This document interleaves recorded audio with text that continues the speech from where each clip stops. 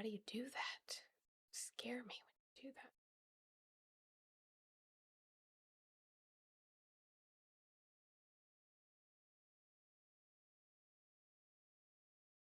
Okay. And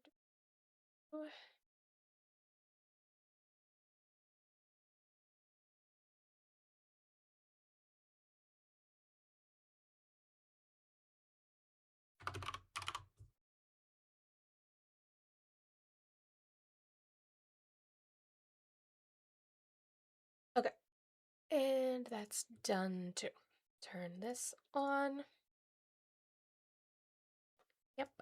Good morning, Dark Eagle.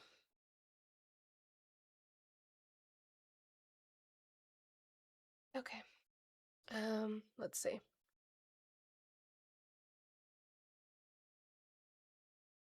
That's fine. Don't care. Yep. Sorry, it's Monday. It is Monday. I can tell. I don't even have the right background on. I'm not changing it. I don't care. We'll still do midterm Monday, but I didn't change the background. Oh well. Oh, goodness. It's good that kind of day. My weekend was good. They never feel long enough. I'm totally on the 3-day weekend train. Not that that means much for me. Yeah, Audrey, well, I'm not going to go over it, right? But I'm going to say that it is tomorrow in case people don't pay attention. Internet mirror rate is wild. Okay. We're here. We're queer. Let's get started.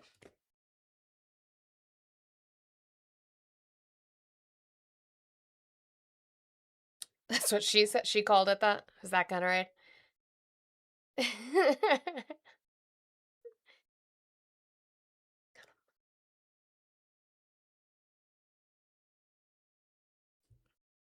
Oh, it's a CD. My fat ass thought it was a donut, Kayla. He was the only one for me.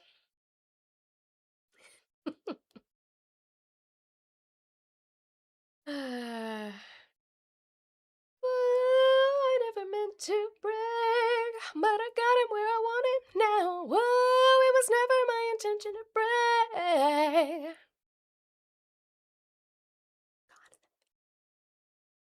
Cause I got him.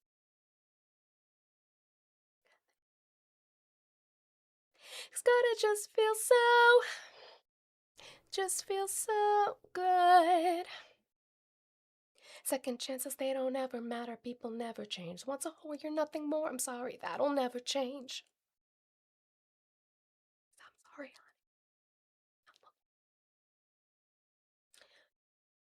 looking as innocent as possible to get to who they want and what they like. It's easy if you do it right.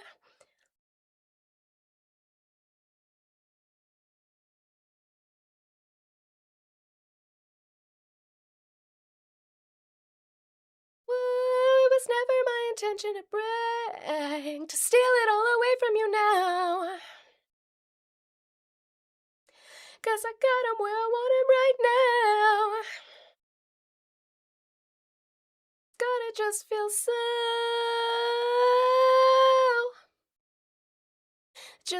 so good.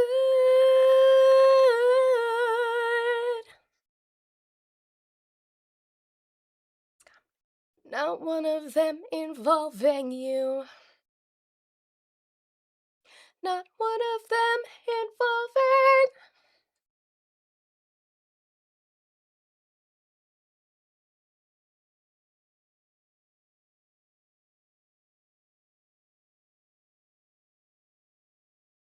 You come into that harmony. That's an easy harmony.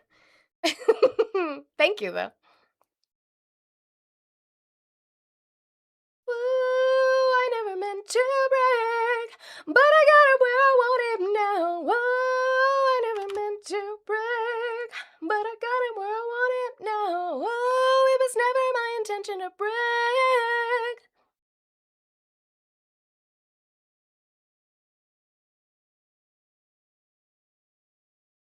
And if it could, then you know you'd. It's gonna just feel so.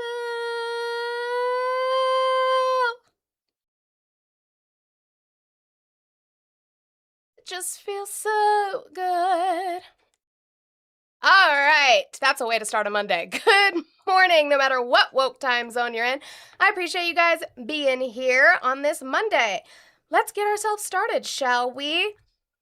If you're watching on TikTok, tap that screen, please. Let's try to get those likes up. I know we were having issues with it this last week. We'll see if it's any better. Hopefully it is. I fixed it, Linetti. I remembered. I get yelled at. Justin is always the one who's like, hey, we can't hear you. I'm like, my bad.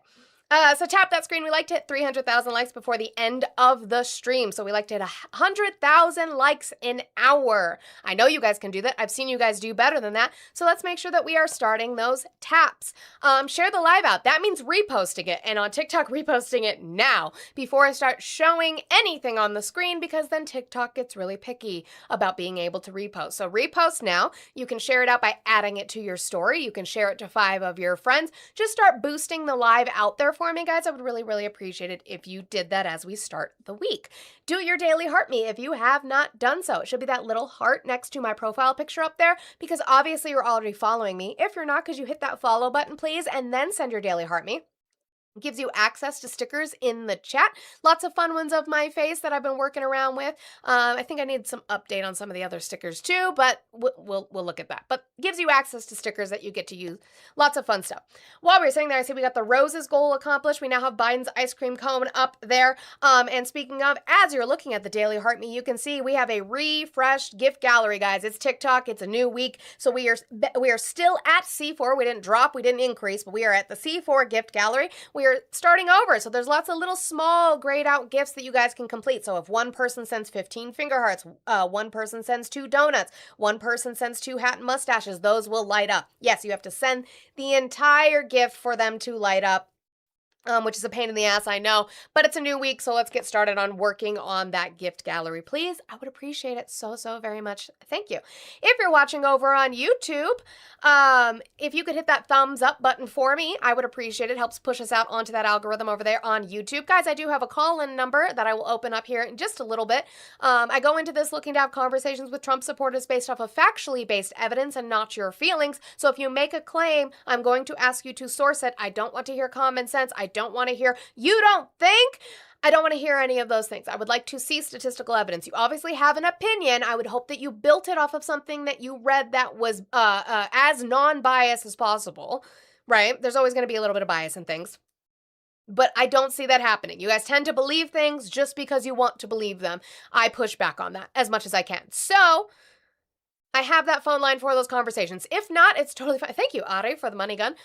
If not, it's fine. We run a show here. It's midterm Monday. I forgot to change the background, but it's fine. And we run a news-oriented show here. Totally good. But if you're watching on YouTube, that would be great. Hit that thumbs up button. You can subscribe. You can become a member. You can send jewels, and you can send super chats. In case the chat starts going by too fast and you have a message you would like me to read, you can send a super chat that ensures that it gets read, regardless if it's a hate message, a message of support, or something you just want to say to the Trump supporters in the community out there. Bark laugh. Back to the kitchen you go. Do you like aqua tofana? Because I would love to make you a sandwich.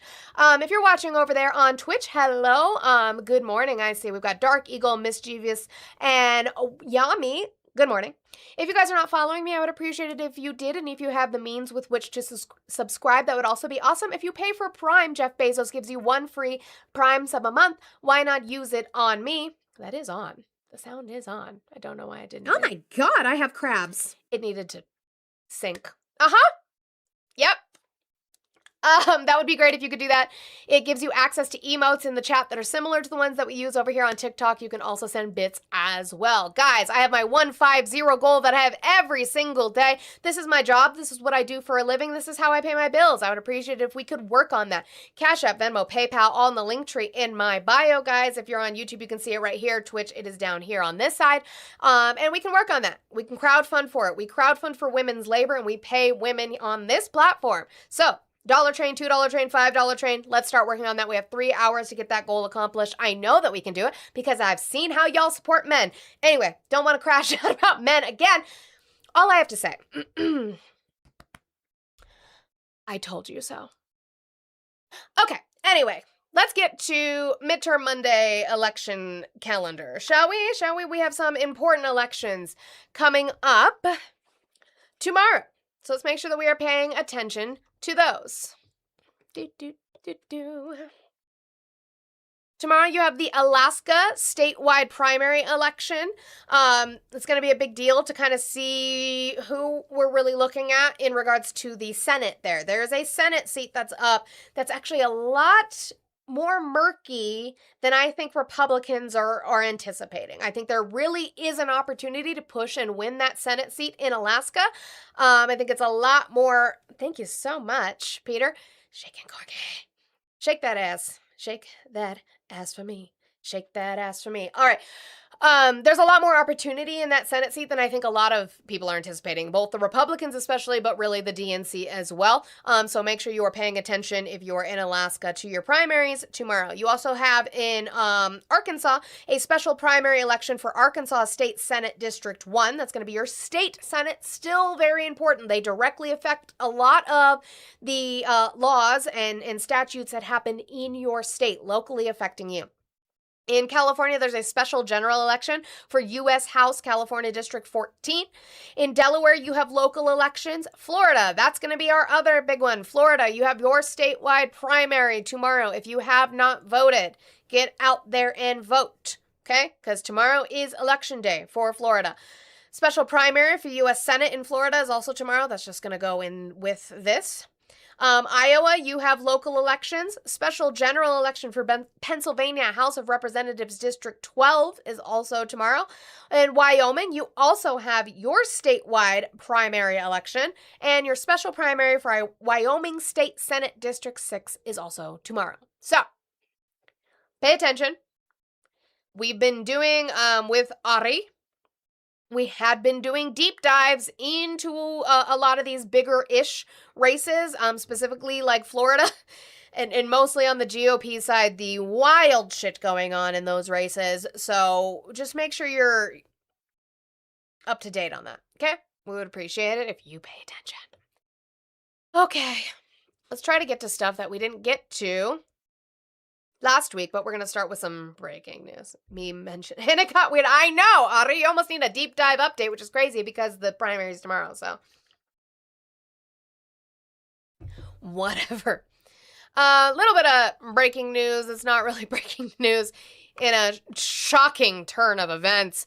Donald Trump, remember that Donald Trump was found liable for sexual abuse and defamation of E. Jean Carroll. He was ordered to pay her. I think it was about $5 million, maybe a little bit under that.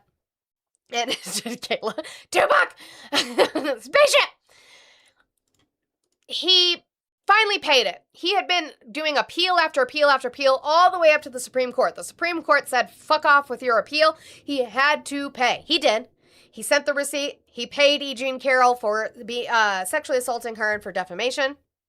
And then he was like, I want to claw this money back now. I'm going to take it back. I want it back. And so he asked SCOTUS, the Supreme Court of the United States, to rehear the case. Please rehear it. Well, SCOTUS said, absolutely the fuck not. This is their list that they send out of rehearings that are denied. You have a couple of them up here. But specifically, Trump, Donald J.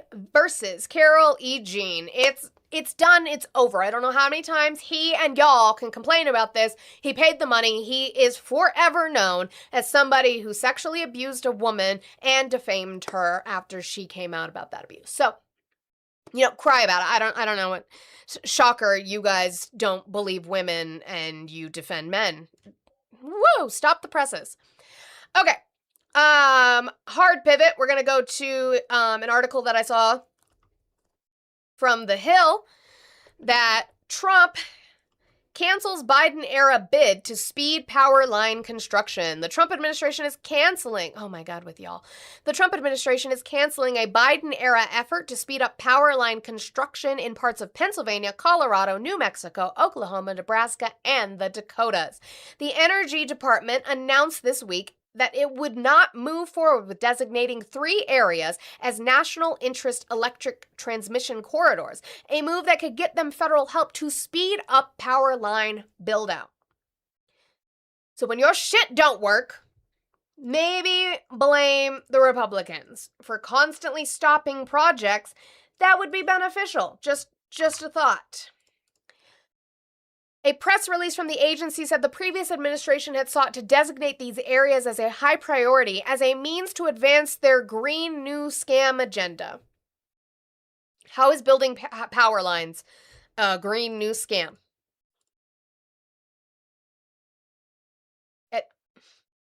How?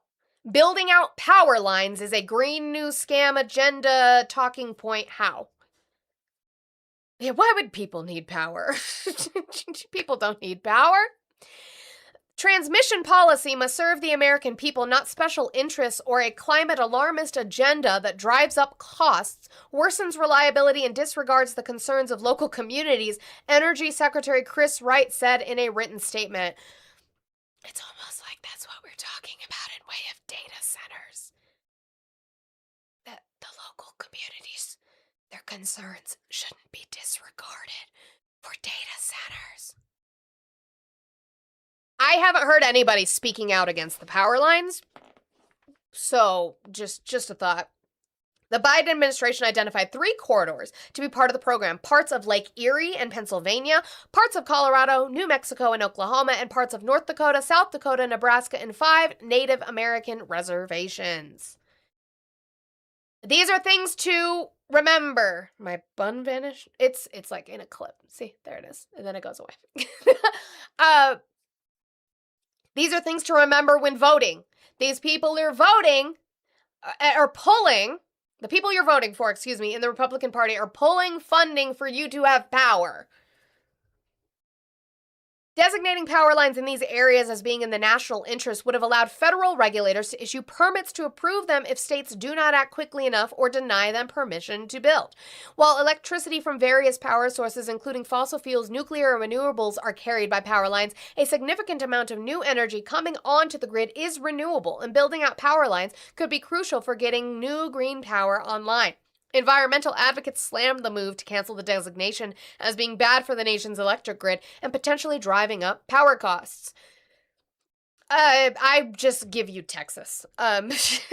Texas's power grid is literally shit, and maybe we should focus on building a better grid for them. But no, don't want to do that.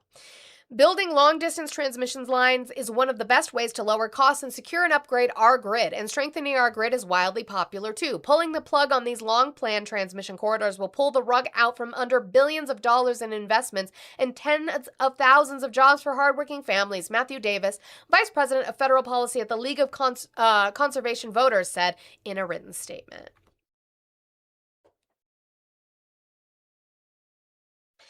But whatever. As the world falls apart, and they like it, I wanted to get to this because although they may not have a voter stake, even though they should, in our democracy, they are still, because of our own fault, a part of us, whether you like that or not. Who is the president of Puerto Rico? So we're going to get to this reporting that we've got from PBS on the record drought and what is going on in Puerto Rico, as we just forget that they exist, even though they are a territory of the United States. It just shows how you treat the least of us is how you treat the most of us. Just remember that. Around 500,000 people in Puerto Rico have been hit with major water cuts, going at least 48 hours at a time without water. Fatal. Terrible. It's unbelievable to be living through this today. Local rivers that feed key reservoirs are at low water levels as the island continues to experience an intense drought. Puerto Rico's capital, San Juan, experienced its driest July on record, and according to the U.S. Drought Monitor, more than 2/3 of the island is now experiencing drought conditions. The island's governor has declared a state of emergency, and 180,000 households and businesses in San Juan and surrounding areas are rotating through 48-hour periods of having access to water. We haven't been able to do much laundry. We have 4 pets, and it is also very difficult to bathe them. It's difficult. We are 5 people in our home, plus 4 pets. That's a lot of us. Local authorities have also deployed water trucks to affected communities, giving priority to hospitals and long-term care facilities. In San Juan, lining up for water trucks has become a routine of daily life. We're filling up the jugs for about the 5th time now, because at least this spot has stayed steady. A lot of places where the water truck was, when you come back, it's gone. At least we found our spot. Scientists say extreme weather events like the ongoing drought have been fueled by climate change, but failing infrastructure and sediment filling reservoirs have also been blamed as factors for the water scarcity. Puerto Rico's water rationing is expected to continue until at least the end of August. Yikes. Hi, Chicky. Hello. Hold on, this gets me emotional. What you hear in the background, I don't know if you hear it, it's my heat gun. It's melting something. The Puerto Rico is not we're not what's the word I'm looking for? Oh my God, unfamiliar to crisis like this. We're smack down on Hurricane Alley. Yeah. So Puerto Ricans we're stubborn. We survive. So we know where to get water when it's like we can't deal with the government anymore. So I'm like 99.9% worried. I'm not 100% worried about them because I know that somebody obviously will have access and they will know. Like for when the hurricane and the earthquakes back to back happened, people were word of mouth. It rarely got out. They knew where to go and get fresh water, like from the springs and stuff like that, and they just kept that shit hushed. And they're always helping each other. That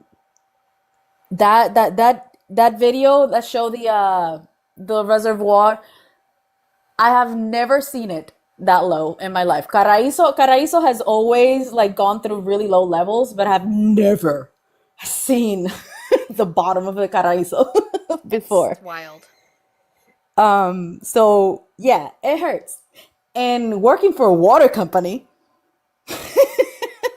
where I'm like, how can we get water to my island? It's stressing me out because we have so much water.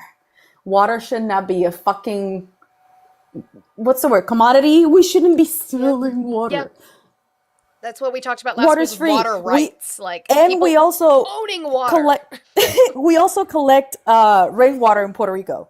I'm not even sure if it's legal. People do it all over the island. My dad has a rain collecting system at my grandma's house. Yeah, the fact that there's people that own water rights and get to decide how they're sold, how they're used, is insanity to me when people don't have access to water or clean water. Just wild. Yeah, imagine. The nature gives us water, but government is like, no, you got to pay for it. Why? Fuck this. Siamese, you said sorry, but people can own things. Water? Oh my God. Water? You said private, what did you say? Private property is what makes this world spin. Water? Who decided that was going to be somebody's private property? Who got to decide that? Who got to dole it out? Who was the first person to say, water rights, and hand it over to some white man? Who did that? Okay, cool. That's what I thought. Thank you, Chicky.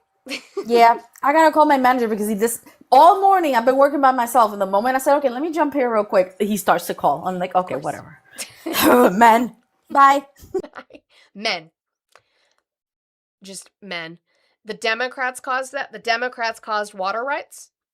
Sometimes also, I'm not sure that that's true, but if you have evidence for that, I'd like to see it. But even so, who the fuck said that I was saying it was just Republicans doing water rights? Did I ever say that? Sometimes it's not a left or right issue. Sometimes it's an issue structurally with the system. Okay? Maybe figure that out. All right, we're going to pivot back to elections a little bit. I just wanted to get through those little breaking news things that really didn't have their own little place to go. And we're going to start with this. This is an unearthed video. I don't like the term unearthed because to me that sounds as if you dug it up like an archaeologist, and that's not what happened. Somebody just found it on the internet or it got leaked somewhere. But this unearthed video of the night of the Democratic National Convention when Kamala Harris was became the nominee for the Democratic Party for the election in 2024. It just adds an extra layer of conversation. Donald Trump both writes his own truths himself, according to him, but also it's his staff when he tweets something truths something that's racist or ridiculous that needs to be halted back. That's definitely not on him. Well, here we get a combination of both. His little his assistant, Natalie Harp. There are a lot of rumors swirling about Natalie Harp. Now, whether they're true or not, I don't know. The only thing that I will say, she's very young. We have a tendency to do this, where young women who get wrapped up in powerful men get blamed for getting wrapped up in the oppressive power of powerful men. And I don't like that. I've been meaning to talk about, even though it's not a super confirmed story, Katie Miller, which is Stephen Miller's wife. How much do they pay you to spend this bullshit? They pay me about $150, about $50 an hour. We just barely gotten started, so we need to start crowdfunding for that, guys. Remember, $1 train, $2 train, $5 train. We can start getting that down. Pay links are in my bio, Cash App, Venmo, PayPal. Katie Miller, who is Stephen Miller's wife, she's not a good person. But there have been rumblings that she was allegedly an intern under Eric Swalwell's tenure at some point years ago, and that she had some sort of relationship with him. And what I saw from the left was gross. The left came out and said, basically, well, look at you, and now you railed against him. And it's like, it was misogyny is what it was, and I didn't like seeing it from the left. I don't like seeing it in general. Yes, Natalie Harp was rumored to have been obsessed with Trump, but remember, she's very young. So she has those pressures on her the same way I talk about with Monica Lewinsky and Bill Clinton. You have somebody who is your boss, okay, that you admire, putting those pressures on you to be who they want you to be. So let's just remember that when we are talking about Natalie Harp. But let's talk about the fact that Donald Trump was directing her to write these truths. Are we going to see the video? No. Streamer highlights. Now, hold on here. I'll give you, hold on. Just a second. Since you're in such a hurry, just let me.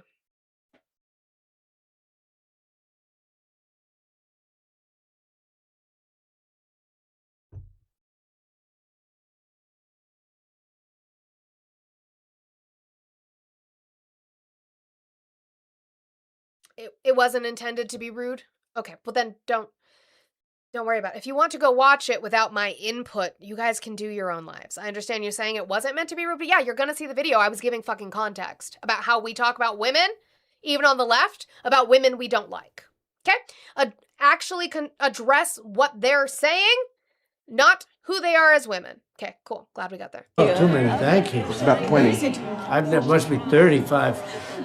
Traveling from India to California with an unshakable dream to be the scientist. How many people are watching? Can we tell how many, Dan? How many people are watching? She's talking about how great San Francisco was before she destroyed it. A lot of talk about childhood. We've got to get to the border, inflation, and crime. He's not proposing a single policy, not one policy proposal. Harris's biography won't lower your prices at the grocery store. Or at the pump. Out there putting veterans out on the street, so... 33,000 homeless veterans. Country. Okay, say these out. The things of which she complains. The things of which she complains. In many ways, Donald Trump is an unserious man. Oh. You hear that, folks? It's great, right? Yeah, Jamie, so this is an unearthed video of the night of the Democratic National Convention, and it is Donald Trump and his group sitting there watching it, as he was live truthing during this entire thing, just one after the other, after the other, after the other. Well, as per usual, it's not him actually writing them. Yeah, he is dictating them to Natalie Harp, but Natalie Harp is the one writing them, and his group, which a lot of them ended up being in his cabinet, are the ones who were giving him the ideas to truth. Ready? These prosecutions were all started by her and Biden against their political opponents. Me. Get that out right away. We have caravans heading to the border, people showing up to the border with Biden-Harris t-shirts. Everything we have are people swarming the border. She paid bail for rioters in the Minnesota Freedom Fund. She paid and raised bail. She paid bail to get the violent. Oh, look! Who's that? Another sexual abuser. Who filmed it? I don't know who filmed it. It's the first time I've seen it, streamer. That's the thing. It's the first time that I've seen it. This guy, by the way, trafficked a 17-year-old and paid her for sex. So, and Donald Trump wanted him to be the attorney general. Yeah. Rioters in Minnesota out of jail. Tim Walz let Minnesota burn. Kamala Harris put out the ones who lit the matches. Put it in there. Put it right in with the stuff, right? With that post, yeah. Yeah. Good. Oh, okay, so he's not writing his own posts. It's everybody else, too. Okay, just being clear. You could do it either that or separate. Say more lies, lying about the Project 2025. Oh, lying against Project 25, which she knows, and so do all Democrats, that I have absolutely nothing to do with. That worked out well, didn't it? The mental decline, though, from here to now is clear. Yeah, it was, and it was fast. It was very, very fast. She says we all know that Not him auto-penning his truths. second term will look like. We can say yes. No inflation, secure borders, the best economy in the history of the world, and peace. She said chart a new way forward. Turning a new way. Chart a new The way 20-point font. Yeah, why? The font is that big because he can't read it. So yeah, there's that's 20-point font is a choice. It's a choice. Well, yeah, he also just can't read. That's also true. But anyway, just some insight. I'm sure the amount of documentaries and studies and God knows what else that we will get once this man leaves Earth will be interesting to see. But Fox News is dealing with the fact, like we talked about last week, I think we talked about this last week, this whole socialism, communism is coming for you narrative isn't working. Why? Because you guys have used it for decades, even before I was born. FDR was a socialist. Obama was a communist. You guys said anybody who supported Obama were Obamunists. Obamunists. Okay? It's not working anymore. You have to actually come up with policies now, Republicans. What do you actually propose that's going to be beneficial for the American people as a whole? Who's going to do that? But of course, the real big... I'm getting mono audio. It's coming out of just my left ear, so if you're listening in a right headphone, you might need to switch or take it on speaker for a little bit. Are we naming presidents again? Yes. Big story today are these races where you have this ongoing fight between the Democrats, old school Democrats, or not even old school, but regular Democrats, the establishment of the party, and these total wacko commies. And one of the problems with that is that, conservatives have been just sort of yelling commie at these people. Republicans have been yelling commie at these people, just calling them communists and not actually addressing a lot of the underlying... Jumper, please. We're still doing that? Really? All these years later, we're still doing that? Concerns that a lot of voters have, particularly young voters who are struggling, especially with the economy, and you have to give them more answers than just yelling. So look at what you right now. But of course, the real big... It's not working, and they know it's not working. History will show you every time there's a socialist government, it turns to communism. What is communism, Jumper? You also believe that Obama wasn't a U.S. citizen, so you should probably get some help. Anyway, let's get to some good boy Red Bull Golden Retriever Harry Enton with a couple of polls here. I think I actually just have one because I didn't like that other one. When I say I didn't like it, it's not that I didn't like it because it was only citing CNN polls. I prefer when he sources from third parties outside of CNN. So like this one, we've got New York Times, Siena. Here, I'll bring it up. We have New York Times, Siena, Fox News, Elon/YouGov, TSU/YouGov, Siena University. Like, I prefer when Enton's polls have third-party entities in them. If you need to ask what communism... I was testing you, Jumper. I know what communism is. It's fine. Do you know what socialism is? I'm testing you, Jumper, because you don't think Obama was a U.S. citizen. So we've got some issues there with your critical thinking skills, with your noggin. So the reason I don't have the other one, they did a poll on Hispanic men's support of Trump declining. And it was like a 51-point switch. He's like negative 40-something with Hispanic men and his support in general, his net approval, and also the economy. The only reason I didn't bring it up today is, again, because he is citing aggregates from CNN polls in 2024 and CNN polls now in 2026. I would prefer if it was other entities. Like, you could cite a CNN poll, but I prefer if he also cited a YouGov or an Emerson or whatever. Like, that's just how I prefer when I play our good boy Red Bull. So we're going to go into key Southern Senate races as we get closer to November and these midterm elections happening.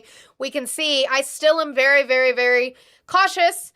I guess you could say cautiously optimistic. I don't know. I'm very much a realist in regards to the Senate.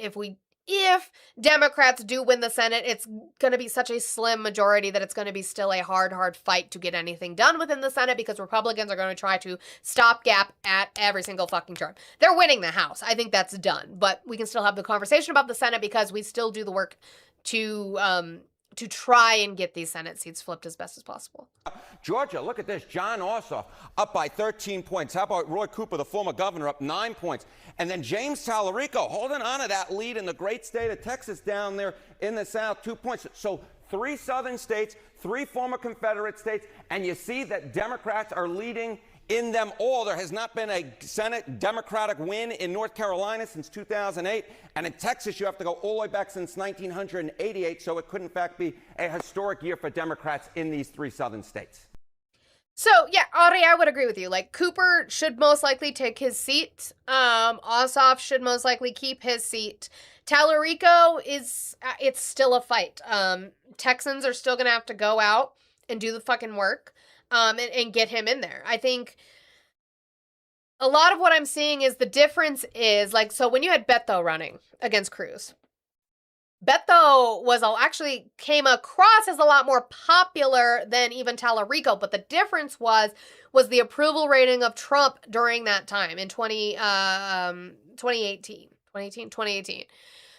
The approval rating for Trump was still relatively okay, so Beto had a hard-fought uphill battle on that. Also, a lot of his rhetoric scared a lot of Texans. I think Tallarico does a lot better with his messaging. I think he has progressive messaging, but I think it appeals to Texans. So we'll see. It's definitely still going to be a hard fight for Tallarico, but it's just showing kind of where the polling is going in regards to that. It is positive. Yeah, he is a great bridge builder, Vixen. That's a great way to put it. Great bridge builder. Okay. Continuing on, since they decided they're going to go on this tirade of communism that doesn't seem to work, let's go with Scott Jennings, who reads something as if it's a gotcha and gets caught on it immediately, being like, we saw Hannity did this last week, right, in regards to, well, Oliver Larkin wants Medicare for all, and also this and this and this, and we're all like, yeah. The things that are so scary now are becoming socially acceptable, are becoming a majority of people support these ideas, and so it's very, very hard for them to fearmonger about anymore. You're not going to win Democratic primaries. You know, Abdul's got Thanksgiving problems. 2019. Just a reminder, this Thanksgiving, this country was built on the systematic... So he's reading a 2019, I'm guessing, tweet from Abdul El Sayed, who is running for the Senate seat in Michigan. He's reading his 2019 tweet about Thanksgiving. The Democrats are getting desperate. Sure. Just a reminder, this Thanksgiving, this country was built on the systematic annihilation of indigenous peoples whose ancestors suffer some of the highest rates of homelessness, joblessness, and mortality. We owe so much more than thanks. Time for reparations. So the problem with the facts. The problem, that shit happened. the problem, What's wrong with that? wait. What was wrong? What was factually inaccurate about that tweet?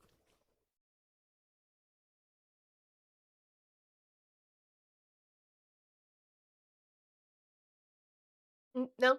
Okay. Really a true the problem with Don't Be Weird is that all these socialist or socialist adjacent or communist adjacent or whatever candidates all spent a fair number of years tweeting weird things that put them in the same bucket as Hong. You said it's weird to tweet that the indigenous population were pretty much genocided in this nation and then afterwards experience some of the highest homelessness rates, jobless rates, because we just stopped giving a fuck or never gave a fuck. I'm sorry, that's weird. I guess, let me read it. Let's read the tweet again. He's got Thanksgiving problems. 2019. Just a reminder, this Thanksgiving, this country was built on the systematic annihilation of indigenous peoples whose ancestors suffer some of the highest rates of homelessness, joblessness, and mortality. We owe so much more than thanks. Time for reparations. That's weird.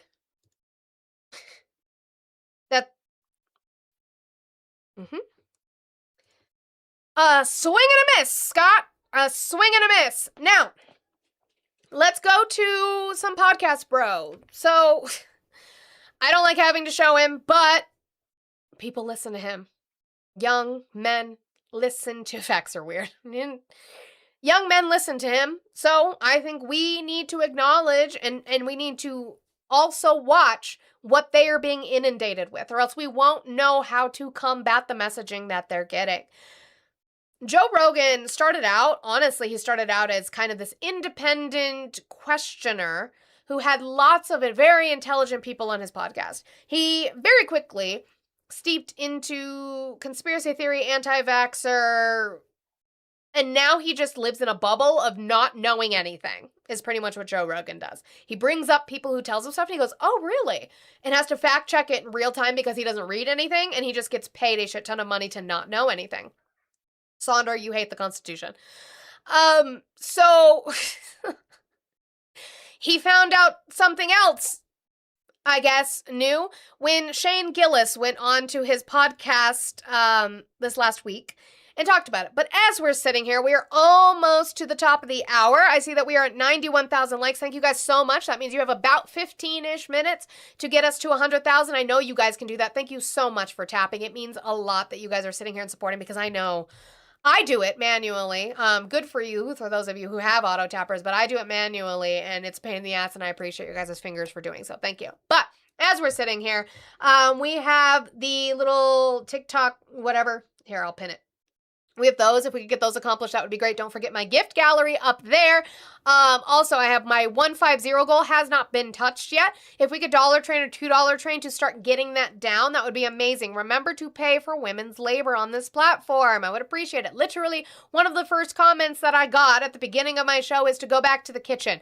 That's just how they treat women. They don't hear. There's actually a study about men not being able to hear the tone with which women speak at, the decibel level that we speak at. So that's interesting.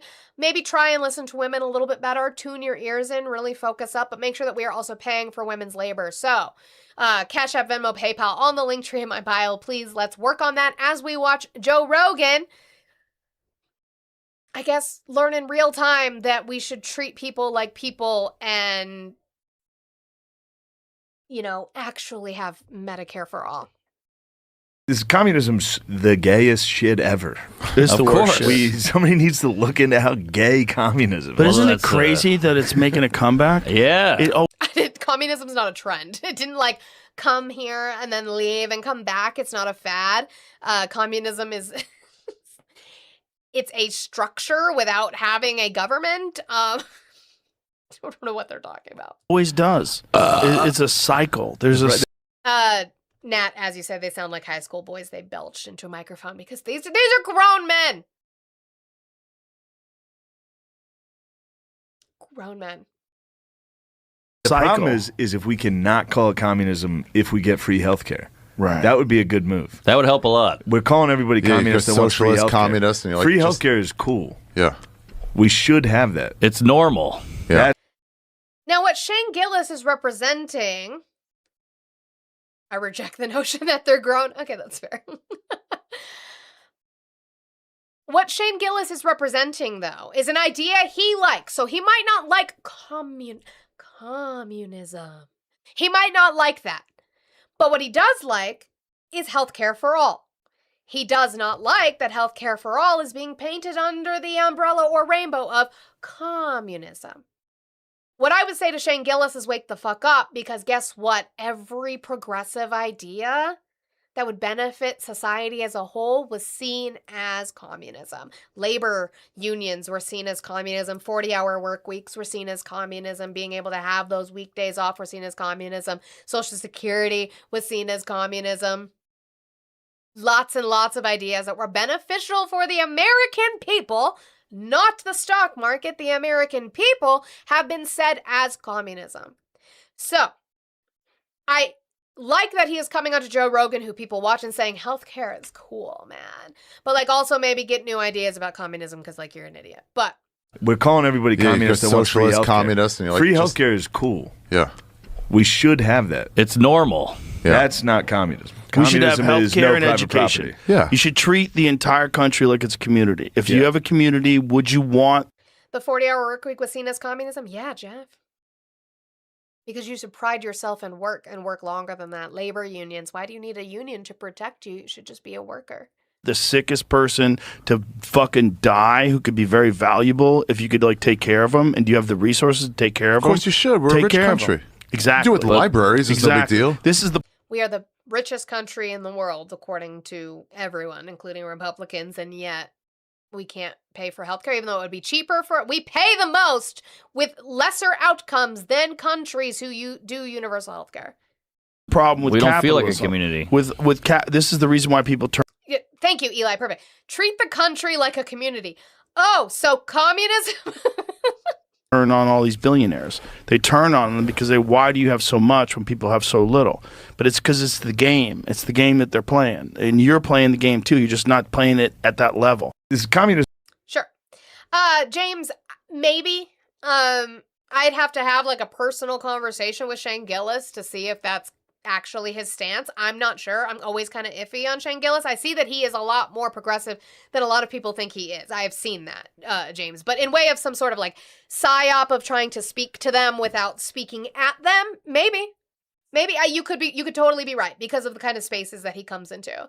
Kind of giving them a little bit of the blood sport they want. Like, communism is gay. And they're like, yay! And being like, but healthcare is cool. And they're like, oh. Like, I could totally see that. Like, maybe you're right. Why are we trying to be like those darn Islamic countries without...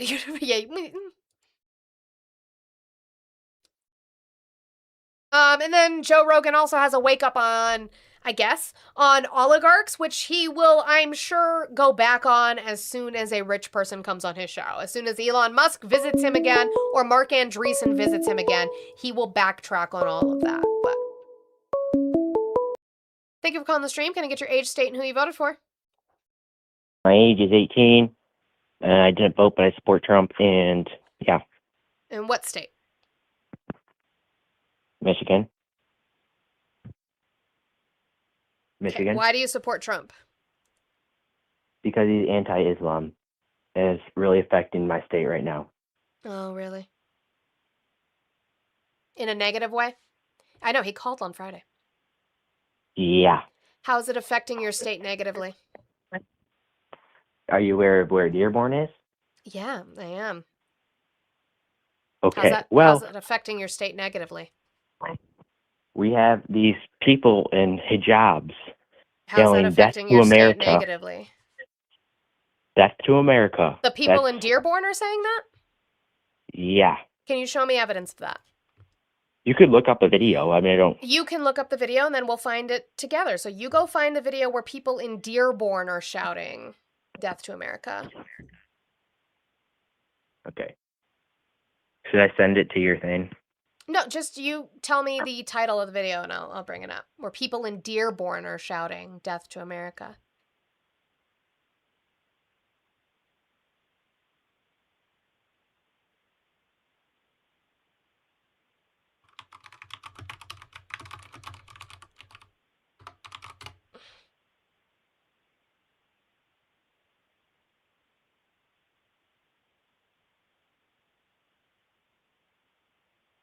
Okay, X.com, CNN opinion. The response from local Muslim and Arab. Sure, read it. The response from local Muslim and Arab American leaders to the Death to America chant at a Dearborn, Michigan rally is an example of how all language that dehumanizes and creates a climate of hate and fear must be denounced. Cool. That's not what you're supposed to be showing me. You're supposed to be showing me that the Muslims in Dearborn, Michigan were shouting "Death to America." That's not what you showed me. You're showing how the locals in Dearborn are denouncing that rhetoric. But they're Muslim. It doesn't mean that And they they're shout violent. "Death to America." So again, why is having people who are Muslim in Dearborn, Michigan a negative? Because it's not American culture. It's What's American culture? Christianity. Ooh, not based on Muslim. what? Just everything. In God we trust. Like what? When was that added? I don't know, lady. Oh, it wasn't at the start of our founding of our nation, so. Or what about I pledge allegiance to the flag under God? When was "under God" added? I don't know. You tell me, honey. In the 50s, not at the inception of our nation. So again, how is our culture Christianity? It says God in the Constitution. Where? Where? All men are created equal by God. Oh, where does it say that? Somewhere up in that Constitution. It sure the fuck does not. So show me that. I mean, I would love to see where in the Constitution it says God.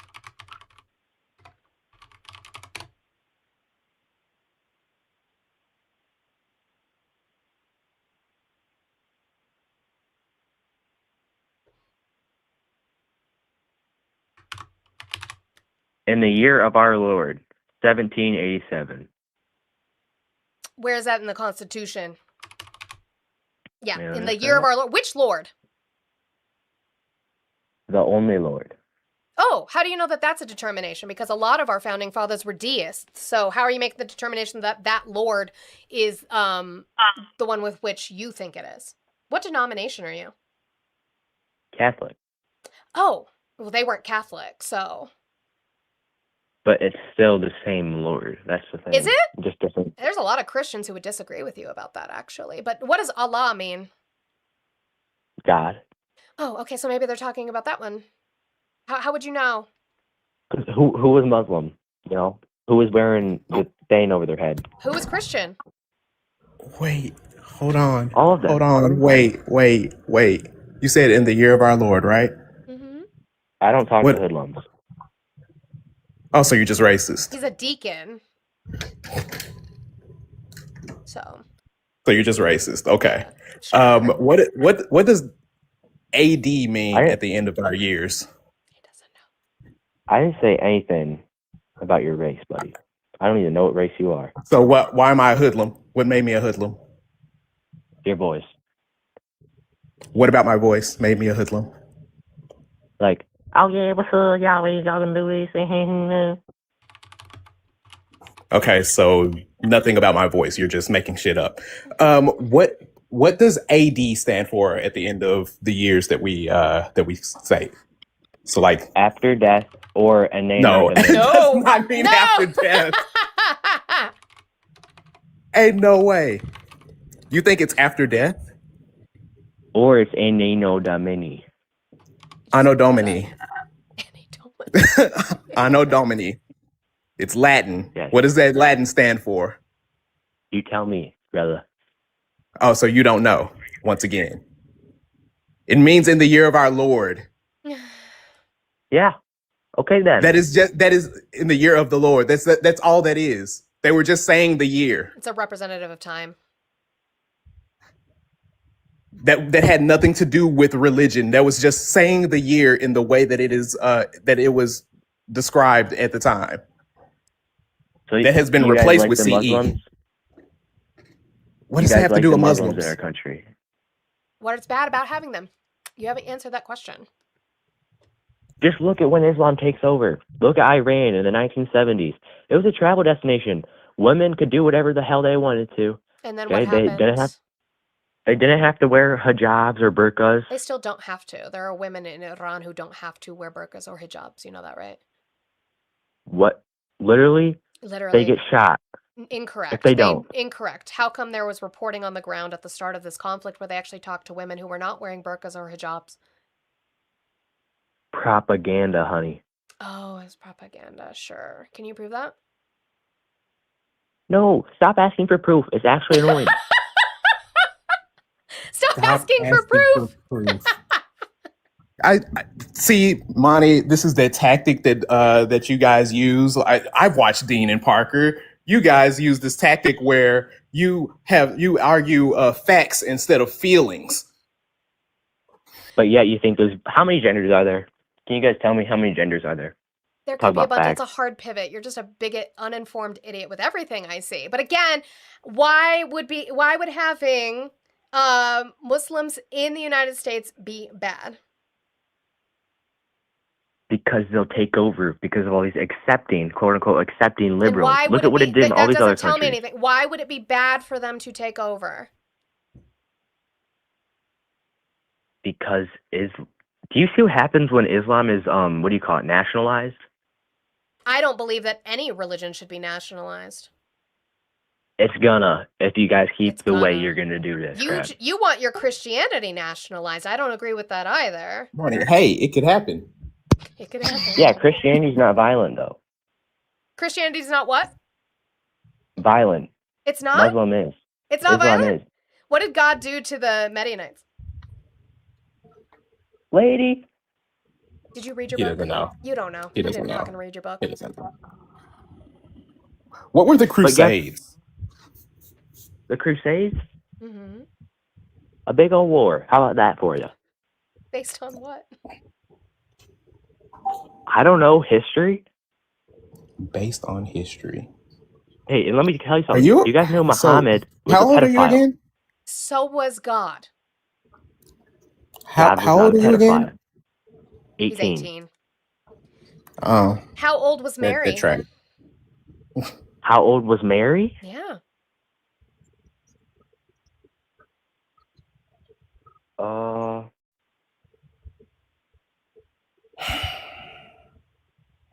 18. No. Where'd you get that from? 16.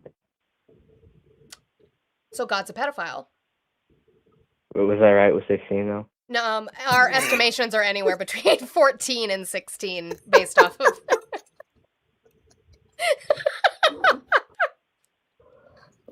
Bro, why are you here? Start by reading your book would be great. Like, I don't have mine in here. I will run and fucking get it after we're done with this call. But like, go read your actual book because you haven't read it, which is interesting because actually the Catholic book has a lot more books in it than the one that I read. It's Yeah. wild. Oh, you're a Christian? I was raised Baptist. I'm no longer a Christian because I can read. You should try it sometime. W to Juicy Juice for the $10 for no news. Stop asking me to prove stuff. These pesky facts getting in the way. My God. Blue, would you mind doing a mod announcement for you? I am going to grab my Bible just to show I have one so they don't think I'm lying. Sure.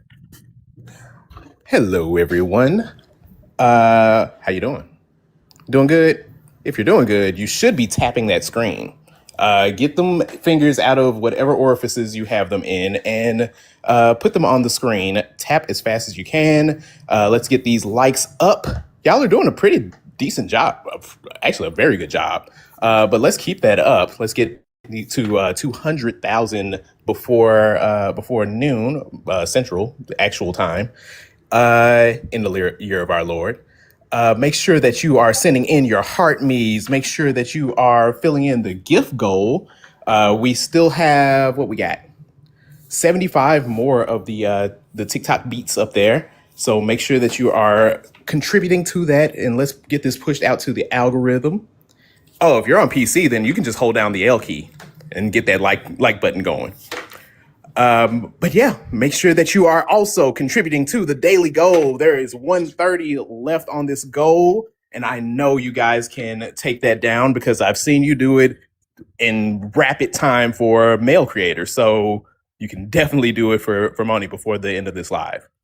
Thank you, Blue. I appreciate you. No problem. I'm gonna drop you down. Look, here it is. I love to show it because I've had it since I was a child. It's got yellowed out pages because I've had it since I was a child. Trying to show. That's me. It's my holy Bible. These are I have notations, but I also have my lovely indoctrination. We love our favorites here. I love the Lord. With Luke 1:37, we've got Proverbs 16:27. I'm not kidding. Read your don't come up here with your bullshit if you haven't read your fucking book. Now, I don't know everything. It's been a long time since I've read through it, but I have been trying to read it from start to finish. Again, just anyways, the reason it's 130 is not only thank you to Juicy Juice, but also thank you to Peter for the $5 for saying, I'm your pay pig to start today. Crab Queen, thank you so much. Peter was the first one to donate today. And also to Lanati for the $5 for here's me touching your goal with your consent. Te quiero mucho, mi amor. Thank you so much. Oh, also, thank you, oh me, oh my, for the 40. Top 5 calls, in my opinion, he'll be okay. Will he be okay? I don't know that he will be okay. That would be, yes, I can math. So thank you. Brings us down to 90, guys, as we continue on here. I appreciate it. And I got tagged in something. What'd you do? Did you clip it? Did you? That's going on the soundboard. Thank you so much. I appreciate it. And we will continue on with the show. Guys, if you're watching on YouTube and you have not hit that thumbs up yet, I would appreciate it so much. What? Play it? Play the crab? Oh my God, I have crabs. There you go. For you, Peter. My God. Muslims can't control their horny level. Well, it's interesting that it's Republican men who are the problem here. Real quick, just for some context, this was the Trump-endorsed candidate. His name is Amir Hassan, and he lost to a man by the name of, was it Tom Smith? Jack Smith? What the fuck was his name? Tom Smith. Yep, I was right the first time. Should have gone with my intuition. Lost to a man named Tom Smith who dropped out of the race. Tom Smith was not running. Had, I think, a total campaign contribution donations of like $1,500, something like that. And Amir Hassan lost to him. The only thing I can think of is that you fucking racists in Michigan didn't want to vote for somebody with the last name Hassan. And so you voted for somebody who was literally no longer in the race. He has now won his primary and he has to go to November. So there's that. This is the opinion article that he cited, by the way. There's no excuse for Death to America chants, and Dearborn agrees. Oh no, that didn't work out too well, did you? And also the Constitution. Those will be in the live outline because that's what we do here. Thank you for calling the stream. Can I get your age, state, and who you voted for? I'm 58 years old. I voted for Trump. And in what state did you vote? Arkansas. All right. What'd you call about? Well, I just don't think you're intelligent enough to be talking about these topics. You're kind of a dum-dum. Oh, what am I dumb about? Which topic? You just said that God raped Mary. You're really just a retard. Oh, well, then you slurred. How did God impregnate Mary? So Not through penetration and violent force, you big reek. You're fucking stupid. Was she consented in this? Can a 14-year-old consent? Was it? Can a 14-year-old? What God did? Sure, he didn't put his. God didn't put. Hold on. I'm with you. I'm agreeing with you. God did not. I agree. Muhammad did do that. God did not. I agree. I agree with you. Hey, buddy. I agree with you. I agree with you. Muhammad did do that. I agree with you. Hey, no, I'm not. I'm absolutely not. I don't believe in religion in any way. I don't believe in standardized religion in any way, shape, or form. When you can chill yourself, guys, I know he's slurred. I'm going to get rid of him in a minute. I'm not defending it. God did not use penetrative. To take an IQ test on my live stream, and I'll give you another $1,000. Pay me the $1,000 first. Pay me the $1,000 first. We'll set up a day. Pay me the $1,000 first. We'll set up a day. Cash App, Venmo, PayPal, and the link tree in my bio. Anyway, Joe Rogan is learning in real time that oligarchs are a problem. Since he didn't want to let me say this, I'm not defending Muhammad or the Islamic religion. You have a right to your religion. I'm not trying to take it from you. I want to be clear on that.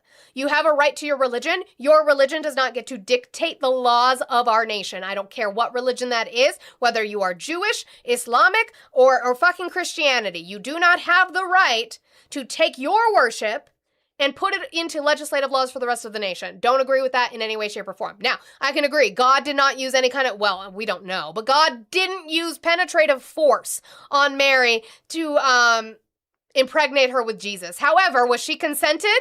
Because Zeus turned himself into a swan. Zeus also raped women by becoming mist into their vaginas. Maybe we shouldn't think that 14-year-olds can consent in any way, shape, or form, regardless of whether God has a penis or not. Maybe not. Anyway, Joe Rogan finds out oligarchs are bad. But I think the internet is a big part of why we're so fucked. Yeah. But you can't get rid of the internet. Well, I hate regulation, but you got to do something with it. So what do we do? That's what I'm saying. You got to start regulating that. It's so bad for people. It's horrible. Yeah. It's ruined. Well, you got to teach people to stay off it. Thank you for calling the stream. Can I get your age, state, and who you voted for? Yeah, I'm 34. My name is James. I'm in Nevada. I voted for Donald Trump. All right, what'd you call about James? Just wanted to touch on the Mary situation.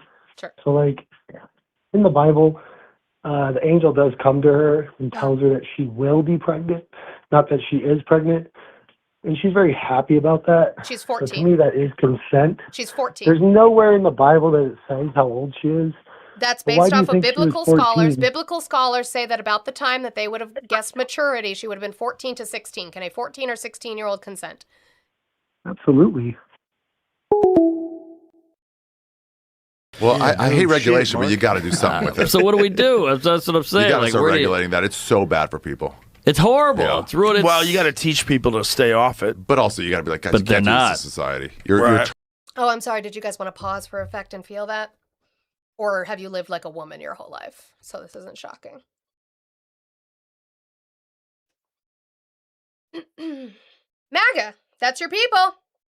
That's your people. 14 and 16-year-olds can consent. By the way, an angel coming down and saying, you will be pregnant, is also not asking consent. That is saying this is something that is going to happen to you. Her being happy about it is nothing to me, means nothing to me, because 14 to 16-year-olds cannot consent. Sorry, I apologize for not giving you guys a minute. These things don't shock me anymore. But I think the internet is a big part of why we're so fucked. Yeah. But you can't get rid of the internet. Well, I hate regulation, but you got to do something with it. So what do we do? That's what I'm saying. You got to start regulating that. It's so bad for people. It's horrible. Yeah. It's ruined. Well, you got to teach people to stay off it. But also, you got to be like, guys, but you can't they're do not. this in society. You're turning everyone against each other in a crazy But the rate. problem is they've made so much money doing it. And there's so much money now that these corporations are holding that they have so much influence over politicians. It's really an extraordinary time where these tech oligarchs are really in control of a giant chunk of the narrative that shapes society, shapes our economy, shapes our social systems, shapes everything. There's so much going on right now. If only somebody would have told Joe Rogan that during the campaign. If only somebody would have told him that that's what these tech oligarchs were doing. It's being manipulated by just a small amount of people. It's Yeah. kind of fucking nuts, and nobody saw it coming. I did. What do you mean nobody saw it coming? Nobody saw it coming is insane. Nobody saw it coming. Everybody but you, Joe. Everybody but you saw it coming. Bernie's been railing about this for years. Yikes. So then we get to Scalise. Steve Scalise he's a representative from Louisiana, and he was talking about the U.S. Senate candidate, Abdul El-Sayed in Michigan, and he kind of is just dealing with cope. That's what's happening, is that they're dealing with cope, that these ideas are popular. At least the ones that Abdul El-Sayed plants his flag on are popular. You know, look at El-Sayed. I mean, El-Sayed just the other day said on a national TV show that he wants to raise your taxes for free health care. I mean, nothing says free. So then it's not free, right? And it wouldn't be a raise in your taxes depending on whatever business or whatever healthcare model he's following. A lot of them base their models off of Bernie Sanders or Elizabeth Warren's models. And what that would mean is that your tax may appear higher, but you are no longer paying your premium every month. So it would be actually cheaper. That's what they don't tell you, because they don't read the actual plans. Free health care, like raising your taxes. He's openly saying it. I mean, we reduced your taxes. John James, who, by the way, Sure, they did. They reduced taxes across the board, but most of the tax cuts were for the people at the top, but they did reduce them across the board. Nobody could deny that. But the difference is that they actually made it harder. They took away itemized deductions for a lot of lower income Americans. You also then had issues with tariffs and paying higher prices because of tariffs. And now you have a war in Iran, which has you paying higher prices. So really, we are not getting the benefit of whatever tax cuts they allegedly gave us. remiss if I didn't say we would not have some of the great policies in the One Big Beautiful Bill without the leadership of John James. He rolled up his sleeves. He didn't just show up and vote. Yes, he was in committee where the work was getting done, putting those ideas forward, fighting for those ideas, in every case, fighting against Democrats who didn't want transparency, who didn't want lower taxes. And you're seeing it on the ballot here in Michigan. Again, El-Sayed is saying all those things. He's saying he wants to raise your taxes. He's saying it openly. And so when you see whether it's, repealing the One Big Beautiful Bill means every American gets a tax increase. If you work overtime at one of the car manufacturing plants in Detroit, your taxes will go up if they get their way because they're telling you they'll do it. Not to mention energy production in America.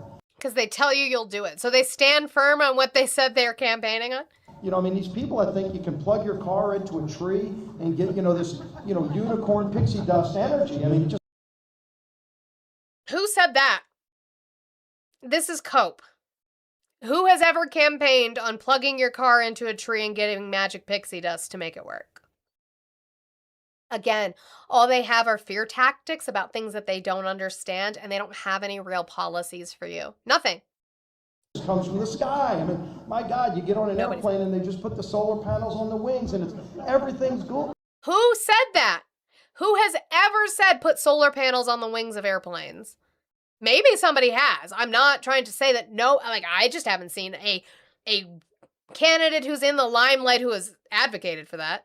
None of it works. It's all phony baloney that they're selling. And people are figuring it out, by the way. People are seeing it for themselves. They know the contrast. They're not figuring it out. They're figuring out that you don't have a plan for them, and the Democratic Party does, or the DSA has a plan for them. That's what's happening. I don't know why it didn't come through in a notification. That was weird, but I remembered that somebody wanted me to check, so I did. Thank you to Mike. W's to Mike for the 353. I appreciate you. That's the number I think it is, right? Right? It should be. Should be our favorite. Now I second guessed myself. It is. I was right. Okay. See? Should have gone with my instincts. I should have gone with my instincts. Thank you so much, Mike, for bringing us down to our favorite number on this platform, 8647. We do love that number so very much. Seashells by the Seashore case. Thank you guys so much. I appreciate it. Also, thank you for 164,000 likes. Holy shit, it's only 10:14. You guys are tapping the fuck out of that screen. Thank you guys so much for that. I appreciate it. Well on our way to 200,000. Thank you. It means so much. Again, we still have these little tickety-talkety things. If we could get those accomplished, that would be great so we could move on. Do not forget about my gift gallery. I know it's the start of the week, but we can get a lot of those done, knocked out, so that we can worry about the bigger ones. If you're watching on YouTube and you have not hit that thumbs up button, I would appreciate it if you do so. And if you're watching on Twitch, thank you guys for the new follows. I appreciate you guys so much. Ryu, Ezrax, and Jay is. I appreciate you guys for following over there on Twitch. We continue. Oliver Larkin, let's talk about Florida, since Florida is a race that's happening tomorrow. Oliver Larkin is being asked about feeling entitled to other people's money. Now, this is where the problem lies. Our taxes pay for things like roads, things like airports and our airport security, things like the, actually, no, I think the United States Postal Service is not paid for by our tax money, but pays for a lot of things. Per the Constitution, there's this phrase that you guys don't seem to like, which is provide for the general welfare. But you guys really don't like to provide for the general welfare. You have been so inundated and inoculated, I'm just going to use all the words, brainwashed into this idea of rugged individualism and me for me, that you don't think that helping out everybody else in turn leads to them being able to help you in the future. I don't understand it. So this idea of being entitled to people's money is not the case. It is money that actually everybody is paying into, except for the few who can't. But if you build those people up, they then themselves can get a job and build into that pot. It's not a this is not a radical idea to just take care of the people. I'm crazy? Sure, Ramona. Why do you think you're entitled to other people's money? I'm not entitled to anyone else's money. I'm talking about universal programs that we all pay into. Many of your viewers that how do you support fund those? programs like Medicare and Social Security that. Well, when we have, like I said, $1 to $2 billion a day that we're spending on an illegal war with Iran, we can more than afford this. We've spent $2 trillion on wars with Iraq and Afghanistan that I was seeing in the previous segment. We're now talking about the downfall of the United States foreign policy regime that really just replaced the Taliban with the Taliban. So we've seen so much of our blood and treasure go into foreign wars overseas that have not made Americans safer. But you've still not and we've seen a declining standard of living. Entitled to other people's money. It's not other people's money. It's not. It's our money. If you pay taxes, it is yours. It is ours. Ours. Why isn't it being used to benefit us? I'm not entitled to anyone else's money. I'm talking about universal programs that we all pay into. And for the millions of Americans that are struggling with affording the cost of their children's college education or paying down their student loan debt, when we invest in the American people, that economic output is more than multiplied. When we see their educational attainment, their trade school, their vocational programs, all putting money back into the economy with greater labor productivity. And it's wild because the places that complain the most, or the people that complain the most, come from red states who receive the most federal handouts. Red states are the ones that need the most federal help, and I'm not opposed to giving that help. But don't sit here and be angry about it for the fact that places like California, places like my state of Colorado, are paying for your benefits. Because you guys don't actually give the federal government more than what you're taking. Okay? We do. We pay the federal government in taxes more than we actually use from the federal government for programs. Red states, you guys use more than you give. And I'm fine with that, but just stop trying to fucking take it from people. You're taking it from your own people. So stop doing that. Oh my God, I have crabs. Thank you, Raina. Appreciate that. It's just wild to me. Now we're gonna do a thing. This should make y'all very happy, I guess. If you're MAGA, this will make you happy. Let's shit on a Democrat. It's time for Shit on a Democrat. Ding, ding, ding, ding, ding. Let's play a game. Hakeem Jeffries needs to fuck off. Hakeem Jeffries pissed me off. this weekend. And he's being asked about the DSA platform. And he decides to go off on things he doesn't support. I know what you're about to play. I have a couple clips from him. Do Democratic Socialists belong in the Democratic Party, Leader Jeffries? So this has been a question. They asked Schumer this a week and a half ago, and Schumer's response was basically like, we have room in the tent, or we need to have room in the tent for everybody. So at least I can give Schumer that.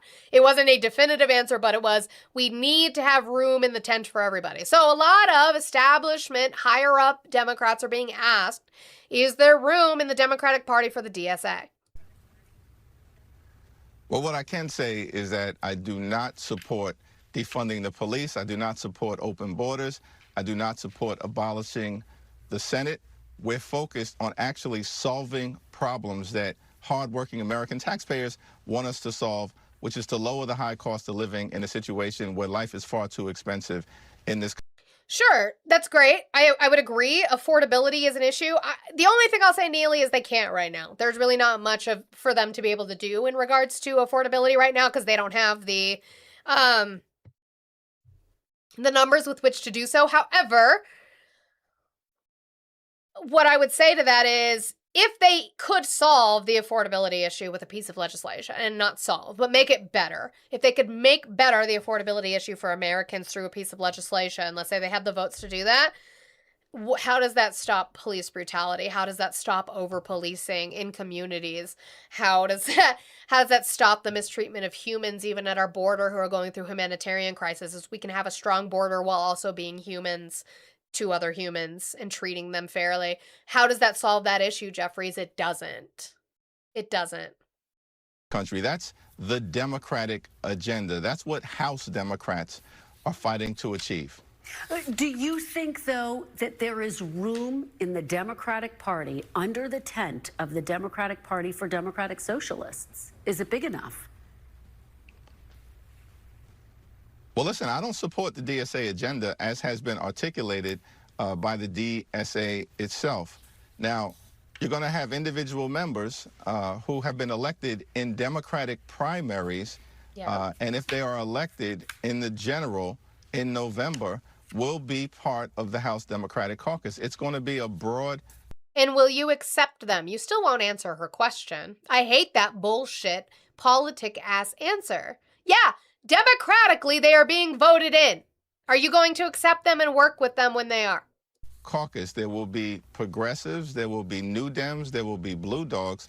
What I'm excited about are the candidates who are running to flip seats in November to deliver us a majority that pushes back against Donald Trump's extremism and moves the country in the right direction. That means us, House Democrats, lowering the high cost of living in areas like groceries and gas and, of course, housing, and fighting to make health care affordable for every single American, while at the same period of time pushing back against the corruption that has been unleashed on the American people and holding the crooks accountable beginning on day one in January of next year. Okay. Are you going to work with them to do that? Because guess what? That's the same message they're running on. That's the thing.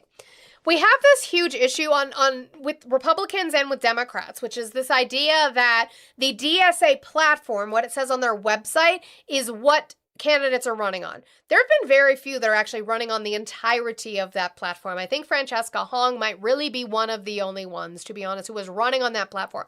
So even though you have people that are members of the DSA in certain branches in states, they're not running on all of these things. What they are running on is what he just said, making healthcare affordable, but they're using healthcare for all because that's where we should be. We'll talk about that with Jeffries in a second. Making life more affordable. People can't afford food. They can't afford gas. Being able to afford gas is making it so they can't afford food. Focusing on those things. That's what these candidates are running on. And Jeffries is just spewing the shit without talking about it. And then he ends off with being able to prosecute or investigate the corruption. I'm fine with you investigating the corruption. I do not want to spend the next fucking year and a half working on fucking impeachments the entire time while Americans struggle in the background. Getting headlines on the fact that you were able to I don't know, let's think of somebody. Lock up Pam Bondi isn't going to do anything for me sitting at a table with my family trying to figure out how we're going to pay for bills. It's just fucking not. So focus up. Actually focus on the people, because that's what these candidates are doing. Get with these candidates because they're what's popular. You're not. So maybe figure that out within yourself. Yeah, he's speaking centrist bullshit. Well, I just don't like the word abolish.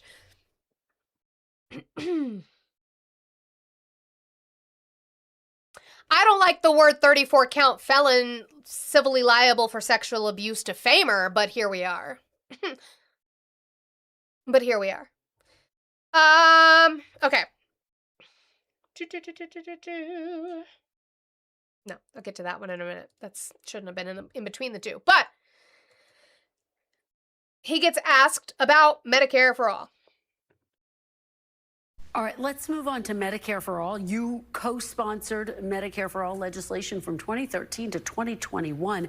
You've not co-sponsored it since you became Democratic leader. Will you put Medicare for All up for a vote if you become Speaker? Well, listen, these are all conversations that the House Democratic Caucus is going to have. Right now, we're focused on... Right there. I'm already worried. What do you mean gonna have to have? Why aren't you having them already? Why are you not having these conversations already? We've seen, I think it was like a YouGov poll, that it was like a majority of Americans want universal health care or agree with some form of universal health care. What do you mean you have to have these conversations? Why are you not already having them? November 3rd, not January 3rd. What we are promising the American people is that we're going to fight to make health care affordable for every single American. And we know there's a lot of damage that Republicans have done that we've got to restore and repair. For instance, Republicans have enacted the largest cut to Medicaid in American history. More than $1 trillion or so has been cut from Medicaid, and what you're going to have is about 14 million Americans lose access to health care. Do you personally support Medicare for All? Do you personally support Medicare for All? No, as you indicated, I haven't co-sponsored the Medicare for All legislation that has been introduced over the last several years. I do think we need to figure out how to fix our broken healthcare system, and then... Yeah, you know how you fix it? You make it Medicare for All. That's how you fix it. She didn't ask you whether you're co-sponsoring something now. She asked you if you support it. Well, I haven't co-sponsored anything recently. We need to fix this now. You know how you fix it? Do Medicare for All. That's how you fix it. And build something better once we repair the damage that has been done. Now, no. We've seen the problem with the system. We know what the problem is with the system. The problem is these fucking insurance companies. You aren't going to be able to fix that. Yeah, he fucking swung and he missed hard. Promote Medicare for All. It's a winning message. that will include doing things like extending the Affordable Care Act tax credits so that more than 20 million people who have seen their health insurance premiums skyrocket, in some cases by up to $1,000 a month. That's not sustainable. The point is in his fucking face. Why have the premiums shot up? Who did that? Who was in charge of shooting up the premiums? Who did that?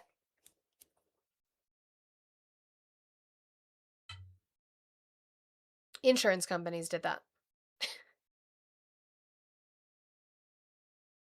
You know how you get rid of that? Universal health care. Single payer health care.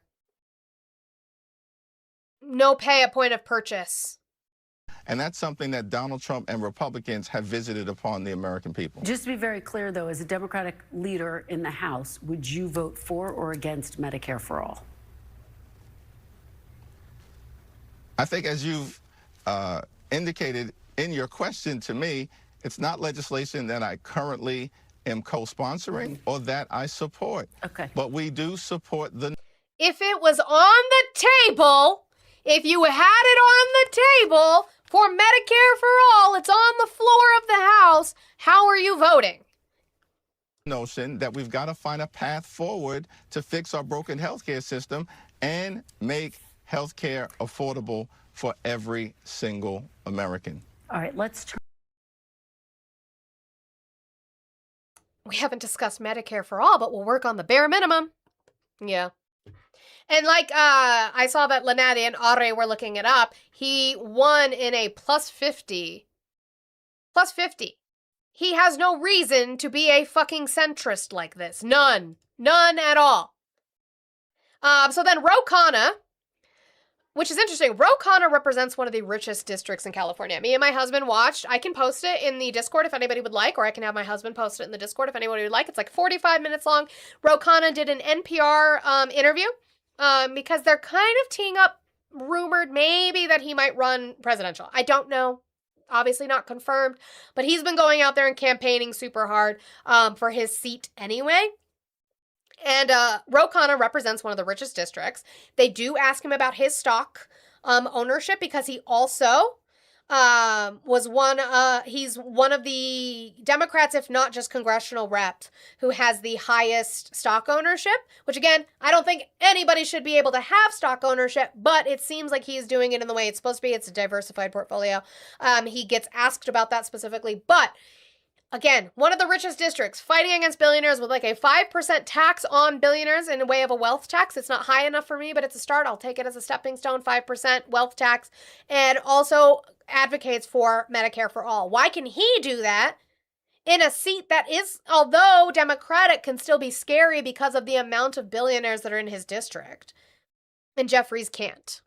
But he responds to Jeffries' Medicare for all non-stance. What do you make of what you just heard from Leader Jeffries on Medicare for all? Medicare for all is arguably the most important priority. It would save money and it would save lives. Look, there was just a Yale study that came out. It would save $1 trillion in terms of costs, in terms of healthcare. We know that the average income of workers is 43%. It's the lowest it's ever been since 1929. One of the reasons is because of exploding health insurance. Medicare for all would increase wages. Were you disappointed to hear Leader Jeffries say at this point in time he says he wouldn't vote for Medicare for all? Well, look, I respect the difference, but I will say this. It needs to have a vote on the House floor. The majority of the House Democrats are going to support it. It is one of the most important policies if you actually believe in saving lives and in helping increase wages for working class Americans. You talk to folks and they'll say the biggest thing that pushes me into bankruptcy is if someone gets cancer and I can't afford the bills. And even people who have insurance, look at how many premiums have been increasing. This would save money for ordinary Americans and it would increase their wages. It's the single biggest. William Barr, it does make sense. It's not free. Stop calling it free. It's not free Medicare. It is paid for Medicare. It is your taxes. Yes, your taxes might look higher, but you would not be paying a premium. You would not be paying a copay. You would not be paying a deductible. So it would be actually cheaper for you. Roadblock in our economic system, hurting working families. Love Ro Khanna. Truly, truly do. Again, I think people should listen to that interview he did on NPR, but that was his response. Now, last little bit that I have in elections, is calling it elections, is CNN ran a panel on Mamdani. And yelling about Mamdani, because Mamdani's getting stuff done, and it makes them very, very mad that his policies are working. Again, Democratic socialist, he's not a commie, that's not anything that's happening, but it makes them very mad, and so they have to lie about him, so. Starts to attack these candidates, like, for example, we're in New York right now. Zohran Mamdani is the most well-known Democratic socialist that there is. You know, he also, what the fuck is going on with Brian Tyler Cohen's hair? Mamdani! Did Brian Tyler Cohen, like, move into the woods to be Ted Krasinski? I don't know. Like, he looks like he's going Unabomber. I don't know if he just needs to, like, go out more and touch grass. I don't know what's going on. I'm sorry, that's rude. I don't know what's going on with his hair. It's bothering me. Starts to attack these candidates, like, for example, we're in New York right now. Communism is in the DSA manifesto. Where? That would be their platform. Does Mamdani stand for that? Zohran Mamdani is the most well-known Democratic socialist that there is. You know, he frames this as this big, spooky boogeyman. We're talking about somebody who spent his time in office filling potholes, doing permit reform, and protecting tenants from predatory landlords. So I get that he wants to have his talking point, but it's not exactly as spooky as he's making it out to be. Calling for the destruction of the Constitution and, you know, getting rid of the Supreme Court and the Senate is not scary to you? Zoran Mamdani That's did the Democratic Socialist of America agenda. What? You can go on the website. So this is the problem that we're having, is you guys are arguing based off of a platform, not what actual candidates are saying. Now, if you disagree with the DSA platform, that's fine, but you have to listen to what the actual candidates are saying. Did the candidates say that? You know, getting rid of the Supreme Court and the Senate is not scary to you? Zoran Mamdani did that? Did Mamdani say that? Did Mamdani say that? The Democratic Socialist of America agenda. You can go on the website. What Democratic Socialist is in power that espouses that position? That espouses that position. He is a DSA member. Mamdani does not espouse that position. Okay, well, that's kind of weird, don't you think? Well, the DSA. No. It's actually not weird, because you can have a platform that you came from and not agree with every single thing on the platform, right? You can do that. You can just say, hey, I like these things, but I don't like these things. That's totally possible. This is, again, where Republicans have an issue with nuance. They don't live in nuance. They live in a binary of black and white. You either have to be all of the things on the DSA or you are none of them. That's not how this works. Starts to attack these candidates, like, for example, we're in... Right, also that, Nat. Well, he is for the... Yeehaw! Yeehaw! The cowboy hat helps Brian Tyler Cohen a little bit. Thank you, Trisha. W's to Trisha. Oh, what was I saying? I can't remember now. It'll come to me. I don't remember. New York right now, Zoran Mamdani is the most well-known Democratic... Oh, that's what it was. It was Nat's comment. So you're saying that Mamdani, because Mamdani is part of the branch of DSA in New York, that means, it's okay, Trisha, it means that he espouses all of the DSA platform, and we have not seen that be true. That's not true. And when Brian Tyler Cohen points out that's not true, Mamdani does not say abolish the Senate. He doesn't say abolish the Supreme Court. She goes, well, don't you think that's weird? He doesn't? You can't have a problem with him doing it and then be told he doesn't and go, well, that's weird he doesn't. You just want to be mad. That's it. Socialist that there is. You know, he frames this as this big, spooky boogeyman. We're talking about somebody who spent his time in office filling potholes, doing permit reform, and protecting tenants from predatory landlords. So I get that he wants to have his talking point, but it's not exactly as spooky as he's making it out to be. Calling for the destruction of the Constitution and, you know, getting rid of the Supreme Court and the Senate is not scary to you?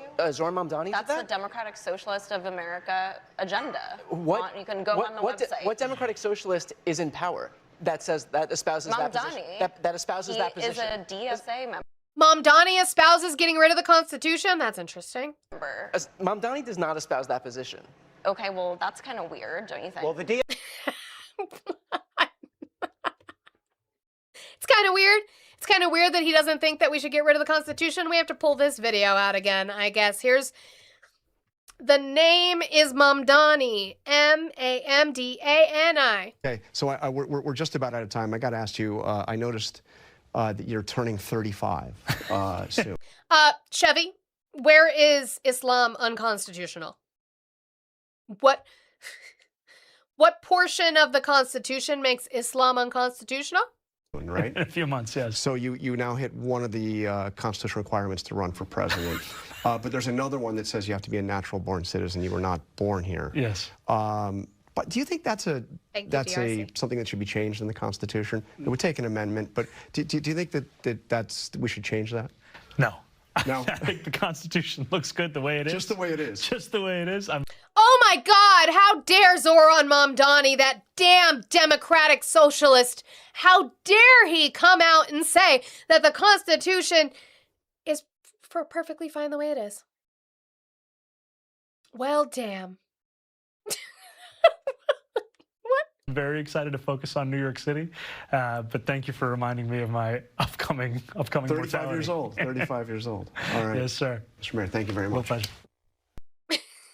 Sharia law is unconstitutional in many ways. Sharia law has been found unconstitutional, and laws have been passed in America to stop Sharia law. How is Sharia law unconstitutional? That's, again, evidence, please? How is Sharia law unconstitutional to the United States? If it is, sure, but I wouldn't say that all Muslims are advocating for Sharia law. That would be something that you said. I didn't say that. Okay, where do I want to go? I have so much stuff, we just didn't get to it. And I gotta figure out where I want to be now. No. We'll do that another day. Let's go to the economy. So let's go to a CBS YouGov poll that was released today. It's, again, not going well. Shakira. I love Shakira law. I do love Shakira law. Lets me move my hips. Let's see. You're like talking to a brick wall when I think I can't read anything. Oh, you must be talking to somebody in the chat. With the Iran war in its 6th month, there is still pain at the pump. The national average for a gallon of gas is about $1 higher than at this point last year. And with November's elections approaching, voters are frustrated with the American economy. People are struggling to survive. New CBS polling shows a majority of Americans believe how the U.S. economy works is unfair. And 73%. Well, how does that U.S. economy work? What system does the U.S. economy work under? Just asking, quizzing questions. Are you smarter than a 5th grader? What is our economic system? Might be a trick question, actually. Might kind of. Capitalism. Capitalism. Technically, we have a mixed economy, but yes, it is under the umbrella of capitalism. Capitalism rules the day. And it seems that 60% of the people who were surveyed in this CBS News poll from YouGov found that 60% find capitalism unfair. Is unfair. And 73% say that the income gap between the richest Americans and the middle class is increasing. This anger about the American economy comes with less than 3 months until the midterm elections. Slightly more voters feel the Democratic Party is aligned with them on the economic issues compared to Republicans. It's a worrying sign for the president's party as they Well, Timbo, here's the thing, Timbo. I know you're very upset that we will not take your word about your insurance going down, and that being effectuated by Trump. Yeah, so I have my Google Voice number. You don't have to call because I don't want to hear you say it on the phone that I'm just supposed to believe you. But what you can do, if you feel comfortable doing so, is take your insurance form from 2024 and then take it from 2026, okay? And black out all of the identifying information because I don't want that. I do not want to dox you. I don't want any of your information in that way.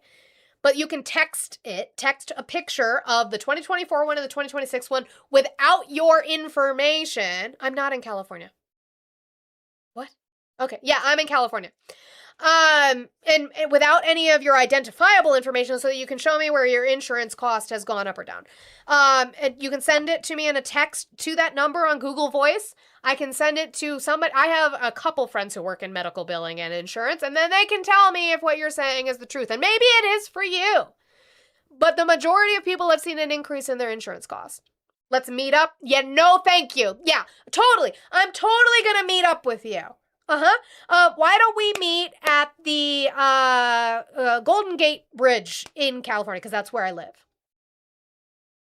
grapple with the political consequences of rising prices caused by the Iran war. I think most Americans are feeling the pain at the grocery store and the gas, so I think it's better just to acknowledge, hey, this is a problem. Voter disconnect with the economy is fueling success for Democratic socialist candidates in primary elections as they run Old Natty, how did Democrats cause the inflation? How? on closing the income equality gap. We are transforming this nation so that it can take care of everyone. How is it that we have our first trillionaire and we still have veterans who are unhoused? The bad ratings on the economy come as President Trump's family is growing their business. This weekend, their cryptocurrency venture, World Liberty Financial, got preliminary federal approval to become a bank trust. World Liberty Financial CEO Zach Witkoff says the move will result in more federal oversight and scrutiny. Democrats in Congress call it an act of, quote, brazen self-dealing. It is. The fact that his sons and the Witkoff children are making so much money is insanity. As we're sitting here, as we're moving on to the economy, I probably should have done this announcement before I played that, but it's fine. Thank you guys. We're at 215,000 likes, and it's not even 11 a.m. yet, so I know we are well on our way to 300,000. Maybe we'll hit that 400,000 again today that we have hit before, so I appreciate it. Thank you so much. Let's keep working on that. What do I have now? I think I put the finger hearts on the screen now. By the way, I completed my own goal. So I just want everybody to know that. But thank you, Trisha. Thank you to Darcy for the completion of gift gallery goals. I appreciate you so much for that. Thank you, Luca, for the jewels. But we have the finger hearts over here on Tickety Talk. If we could start working on those, that would be fantastic. Again, don't forget the gift gallery. We love that. But also, 86:47 left of my goal, and we have about an hour and 15 minutes left of the show. Let's make sure that we are working on that. $1 train, $2 train, $5 train. We can get that accomplished. Pay for women's labor on this platform as men are trying to meet up with me. That's really concerning. Yikes on bikes. Cash App, Venmo, PayPal, and the link tree in my bio. If you're on YouTube, you can see it right here. Twitch, you can see it right over here in this corner. And let's work on getting that goal down. Okay. Fox also, I'm not sure. I'm guessing they're also citing the YouGov poll, but it's just a very short clip. I would love to find the longer version. But they are citing that, again, more than 50% of Americans don't feel good about the economy. More than 50% of Americans, some polls show 2/3 of Americans say that there is economic hardship being placed on them because of high gasoline prices. More than 50% of Americans are saying that it has been a burden to them because of the gas prices, again, caused by this war in Iran that we did not need to be in. We did not need to be in, but here we are. So then Bret Baier talks to Chris Wright, the Secretary of Energy, about clips that he said they've stopped predicting. Chris Wright, Lutnick, Scott Bessent, they've really stopped trying to predict how well the economy is going to do now because it keeps getting thrown in their face, and Bret Baier has been throwing it in their face. And that's nudging up the price of refined products as well. Let me take you back. Is that a joke, Jessica? He's trying harder for Americans than any other president ever has. He's put his life of luxury on hold to try to make America great again. He made $2 billion personally in office last year, $4 billion total for his family. That is crazy emojis, Kayla. I didn't get you with the 8647. My community did. That's what they paid me to bring it down to. To November 2025, I asked you about prices overall on energy. Take a listen. Will people feel... Chevy, no! Gas is literally $3 cheaper under Trump than under Biden. Jeez.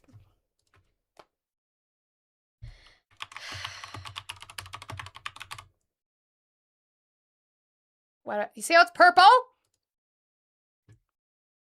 Okay. We have to do 10 years because that's the only way we're going to be able to see it. Let's do 10 years. Okay.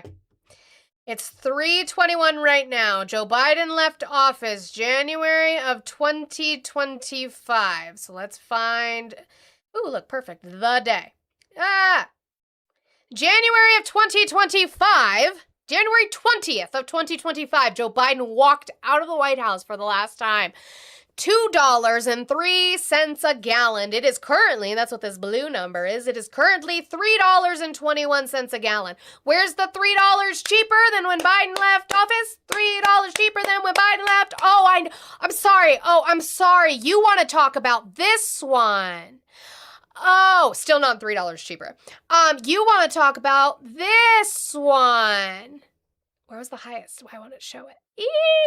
402. In 2022. Oh, except for the problem is that's not when Biden left office. Biden left office January 20th of 2025. So, no, it's not $3 cheaper Chevy. No. I'm not going to sit here and smack my hands. Yeah, because you're lying, Chevy. That's easy to prove. Thanks for that. Love that for us. It's easy to prove. Anyway. A different energy cost Thank you, into Cormo. the new year, I'll quarter one, announce quarter two, do you think? I think you'll soon see a stop in the rise of electricity prices. We're going to achieve that, I think, hopefully in the first half of 2026, the stop of the rises. But during the Trump administration, you will see a downward trend before the administration's over.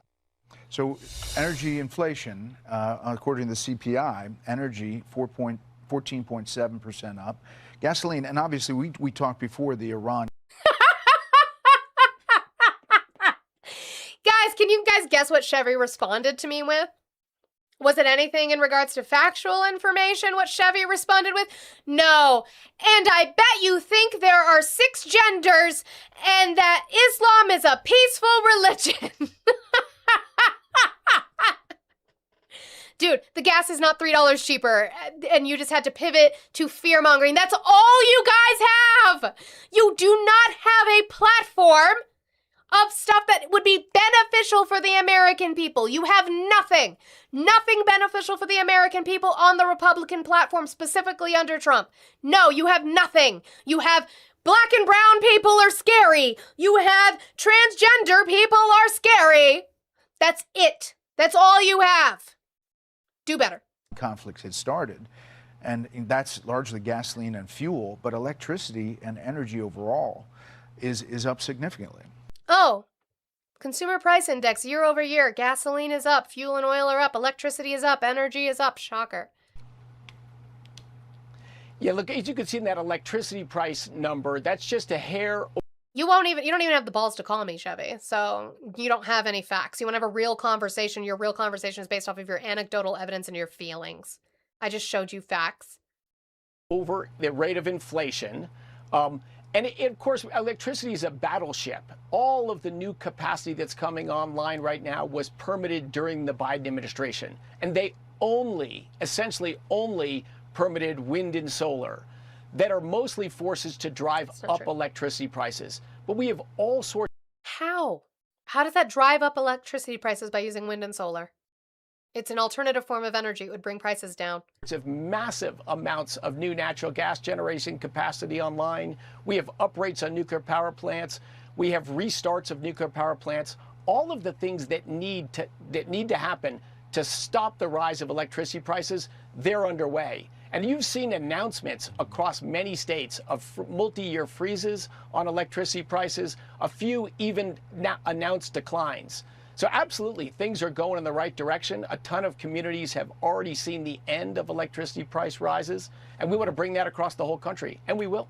Well, Mr. Secretary, we appreciate you coming on and answering the question. I don't think he answered it. I think he just complained about things and then what they're not doing. That's what I think just happened. W's to Cormo. Thank you, Cormo, for the 1678 for just to keep you smiling. Yes, I did go to my calculator while we were sitting here for the math on that, and it does keep me smiling. W's to Cormo for that. Gets us 6969. Hey. Yeah! I just got hard. Sure did. Sure did. And then Bret Baier also gives him Chris Wright pushback. Math makes her smile. Gives Chris Wright pushback on the Strait of Hormuz. Donald Trump keeps saying that we totally control the Strait of Hormuz. He said 100% we control it. If we controlled it, how come we showed last week, Bret Baier showing that we are having a trickling of ships going through. If we control it, how come we are not at the traffic level that we should be? Than people think it is. But, Mr. Secretary, you can concede, can't you, that the U.S. doesn't have total control over the Strait of Hormuz? Look, Iran is attempting to hold the world economy hostage. So right. The U.S. does not have total control of the Strait of Hormuz. Bret Baier is really trying to focus on this because Chris Wright knows, I can't say that because Donald Trump will get mad. I can't make Donnie mad at me because he said we control it. And Bret Baier is like, but we don't control it. Listen, Iran is mean, okay? Iran is mean, and it's not like we attacked them or anything, but they're just mean, and they're trying to control the world economy and the oil market, and it's not our fault. And to terrorize their neighbors. They've built up a giant arsenal, so are they causing difficulties in the region? Absolutely. Oh, I thought we obliterated their military. They built up their arsenal now?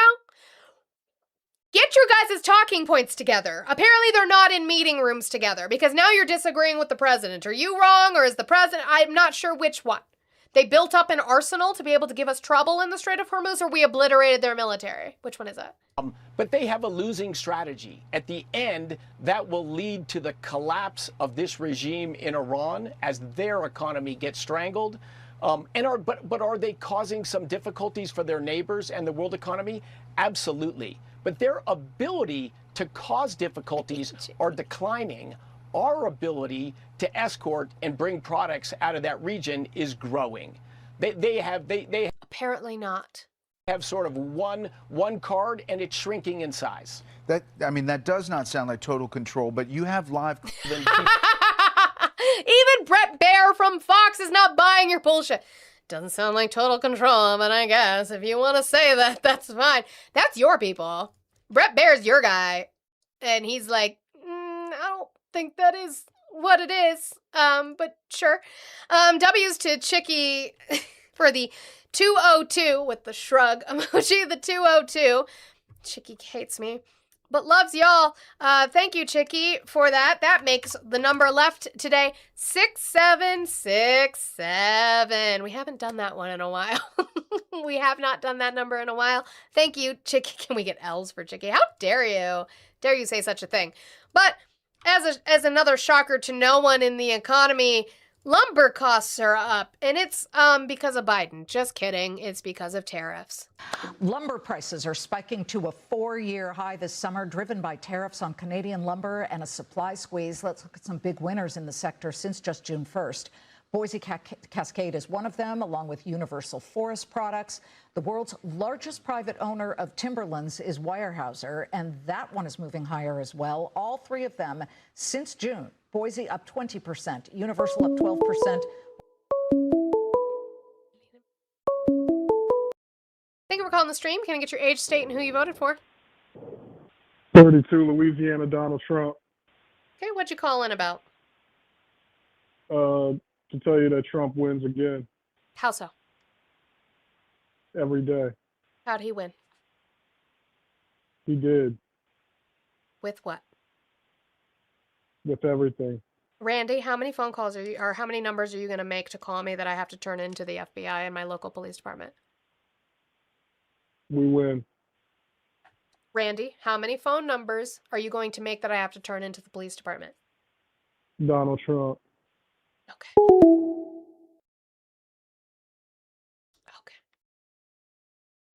Anyway, lumber is at a 4-year high. 4-year high. What was 4 years ago?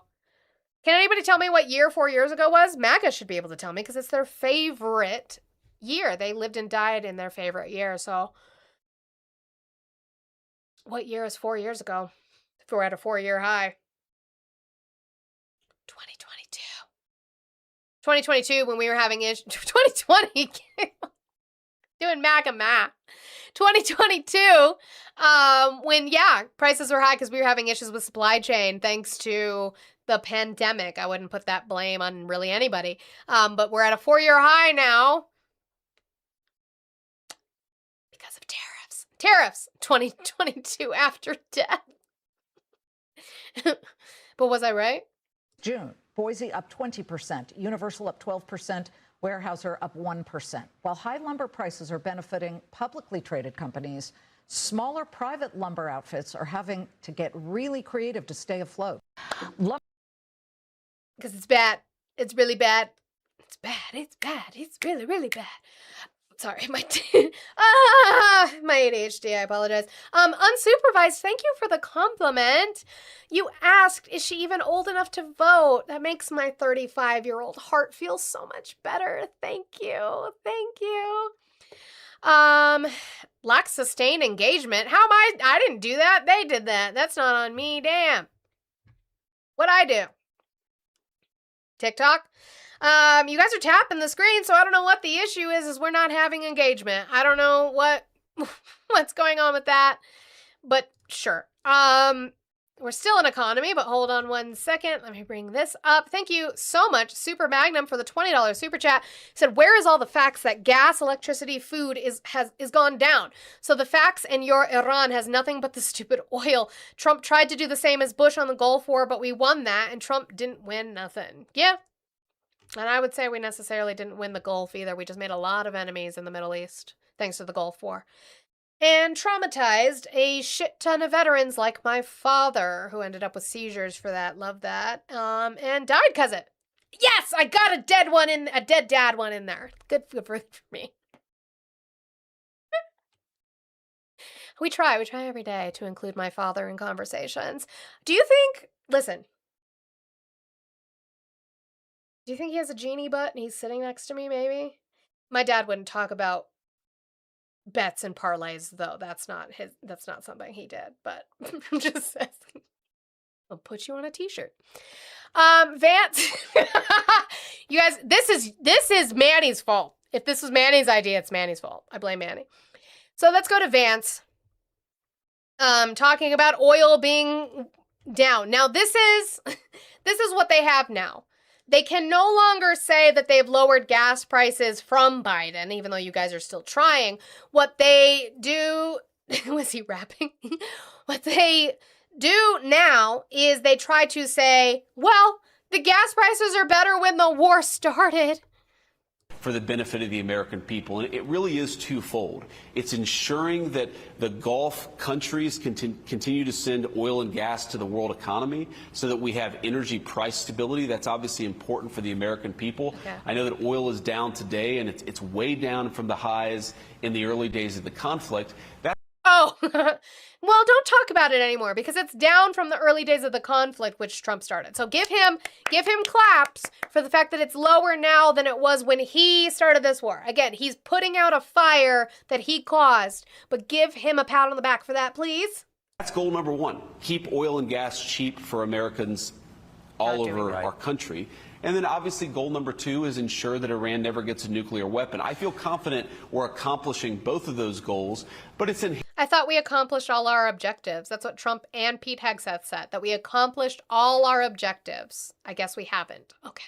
Inherently an unpredictable thing because the Iranians themselves are unpredictable and they sometimes don't honor the commitments they've made to us. They didn't make commitments to you. The commitment that we had from them is the JCPOA, which Donald Trump ripped up. So we don't have that. Okay, cool. Good. Love that for us. Actually, I'll jump to this because speaking of gas prices, let's talk to Donald Trump about gas prices at his most recent rally. But first, can I get W's to D-Man, please? W's to D-Man for the $30. Thank you so much, D-Man. We appreciate it so very much.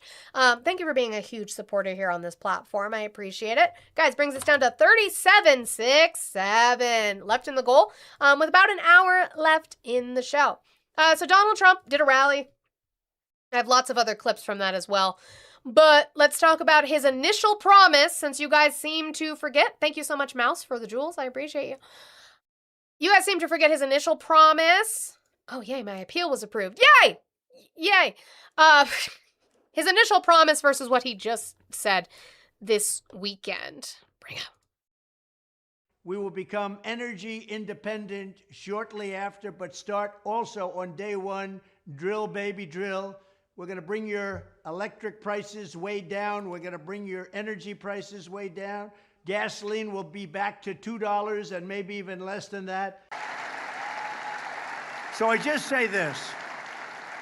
So for you to pay a tiny little bit more for your gasoline, just remember, you're doing it so that a very evil country cannot have a country. Really, it's the #1 state sponsor of terror in the world. We don't want to have them have a nuclear weapon. So remember that when you have to pay a little bit more, you're at $4. It's okay. I mean, it's I'll never apologize. I did the right thing. But you could, if you did. He's not going to apologize for your gas prices being $4 a gallon. Oh, how the web that he weaves falls apart. And you guys just suck it up. Suck it up, Buttercup. He's going to get gas under $2 an hour, and that's why I'm voting for him, because Joe Biden did this to us. Well, I'm not going to apologize for gas being $4. And it's going to be $4, and we should praise Trump that it is $4, because you know what? I didn't like those $4 under Biden, but now that it is $4 under Trump, I have to accept it because he is our Lord and Savior, Orange Daddy Trump. I have to accept that now. Yeah, 2022. What was it in 2024 and 2025 when Joe Biden left, Justin? Since you guys lived and died in 2022. Okay? Okay.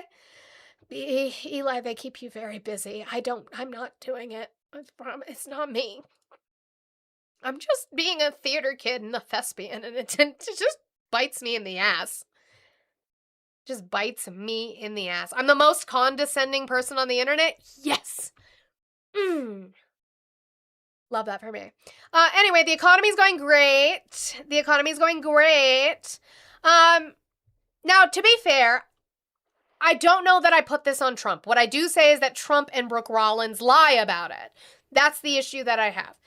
Tyson is closing a facility. Why are they closing that facility? Because of cattle shortages. There is an issue with cattle. Yeah, we won the internet. The issue with cattle is screwworm that we're having an issue with. But again, a administration that is so feckless that they're not testing for these things, not staying on top of these things, and constantly lying about them existing. The importation of cattle from Argentina that have had to be recalled. We've seen a lot of recalls in beef. So because of that, there is a cattle shortage. As much as Brooke Rollins says there is illicit cattle showing up from the cartels that she has zero evidence of, and she admits she has zero evidence of.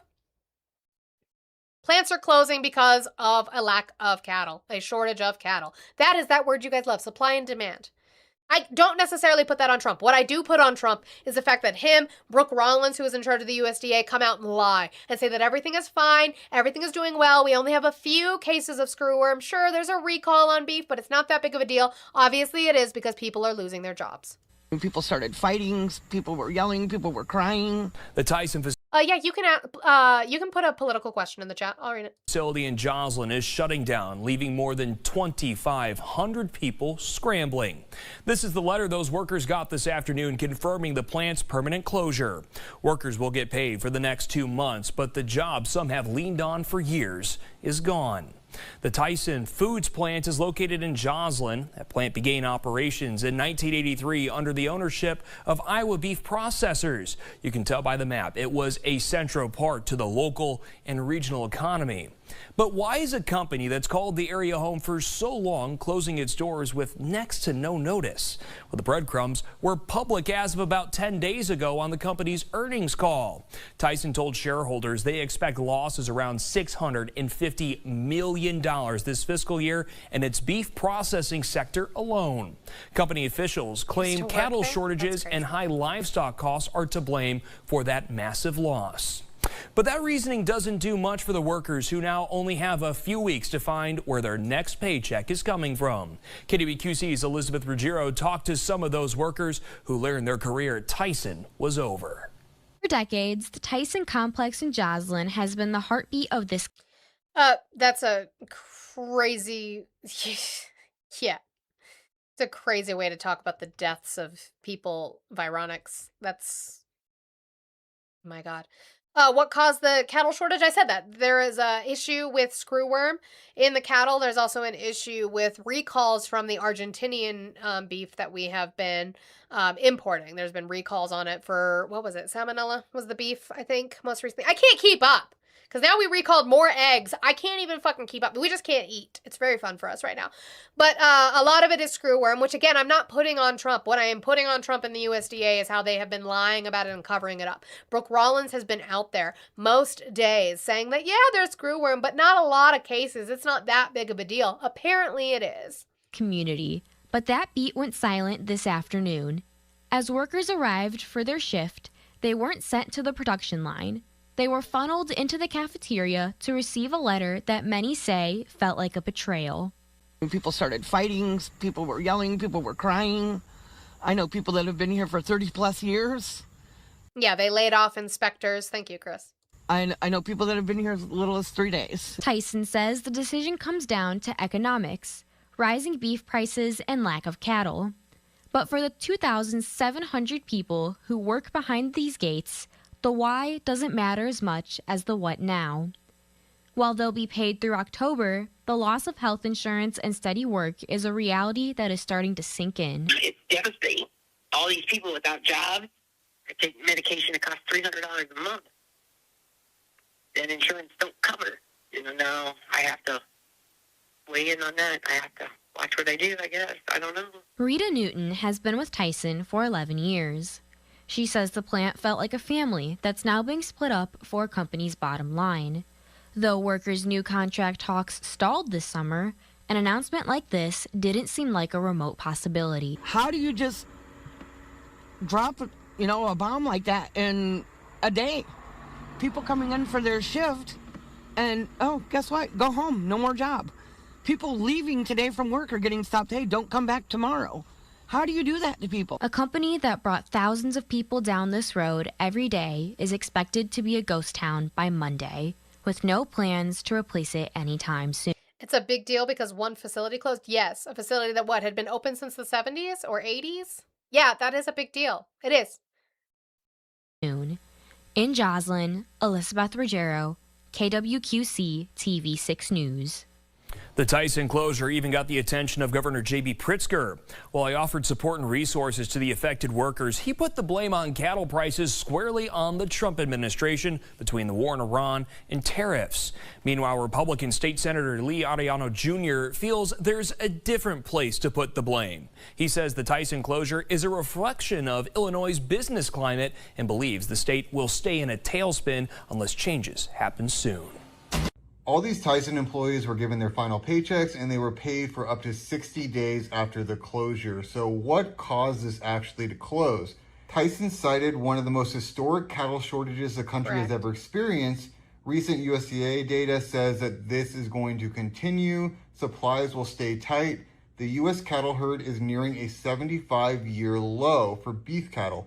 Well, why is that? That seems very interesting that all of a sudden we're having a beef cattle shortage when globalists are pushing us to not eat beef. I mean, I think that's... Not the conspiracy theory stitch on the video. I didn't see this part. The globalists are trying to keep you from eating beef. By the way, because beef is becoming unaffordable, people are going to move to cheaper cuts, and they're going to move to things like chicken. They're going to move to things like turkey, and those things will become more expensive because of the demand. The globalists are trying to keep you from eating beef. More than interesting. I think that's obviously a connection there. And no, if we go there's down not. Here, look how much prices have increased. Beef steak prices have roughly doubled or risen about 80% just since 2016. And when did all this climate stuff start? Well, about 2016, 2020, right in this era. So, of course, we're going to have historic shortages in cattle. We're going to have skyrocketing beef prices. And we're going to have factories that process beef closing because the globalists don't want us to eat beef. It is that simple. It's that simple. Just hold on. Hold on. It's that simple, guys. It's that simple. Just the globalists don't want you to eat beef. That's what's happening.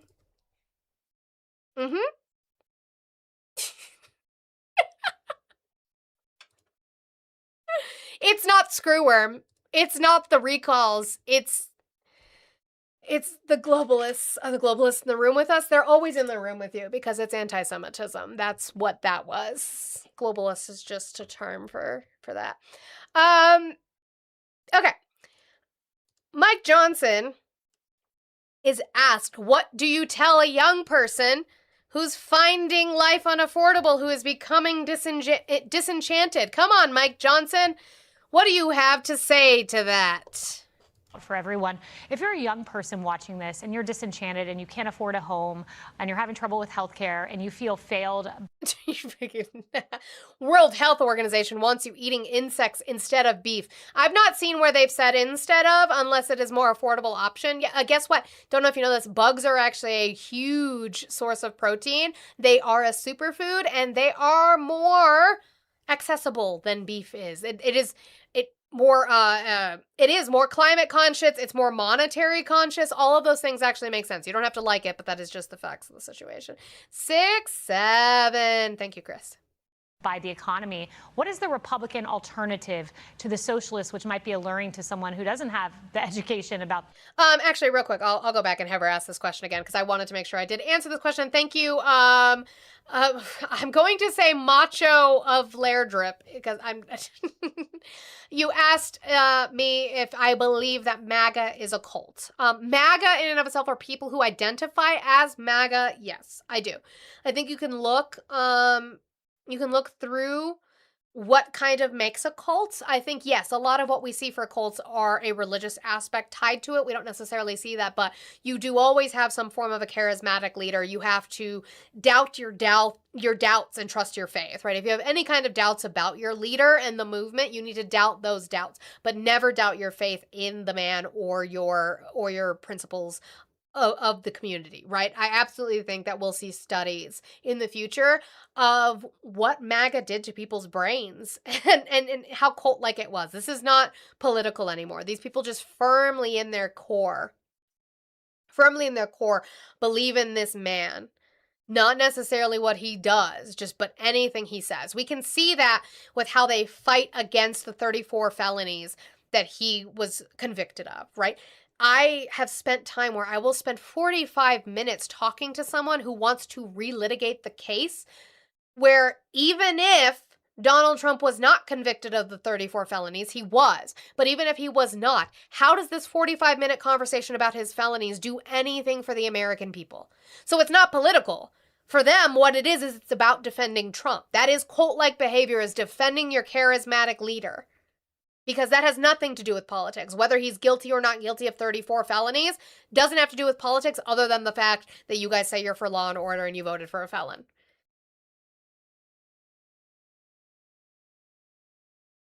When they say we have TDS, I say they do. They have Trump delusion syndrome.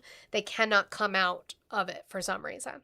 Watching this and you're disenchanted and you can't afford a home and you're having trouble with health care and you feel failed by the economy, what is the Republican alternative to the socialists, which might be alluring to someone who doesn't have the education about its failure? Well, the answer is not to turn everything over to the government, because that never works. That drives prices up. It leads to famine. It leads to human suffering and poverty for everyone. The answer is limited government and individual freedom. I did read your post. I absolutely did. About growing up being a wrestling fan. I think you're exactly correct. I think you could use it with anything, not just being a wrestling fan. With a lot of the times we see it with religion, which is just that when people critique it to you, you just can't, you block it out. We've seen studies on it being like an amygdala response, where it is your fight or flight is activated by being confronted with things that you don't want to be confronted with, even if they are factual. Even if you are given facts on a subject because you believe it so deeply, it triggers your fight or flight, and all you have is to attack, which a lot of people do. They call me names, they slur out, whatever. They crash out, they steamroll, or they run. They don't have anything else that they can do with that. And the rule of law, the things that the Republicans have been fighting for. Now, we put for everyone.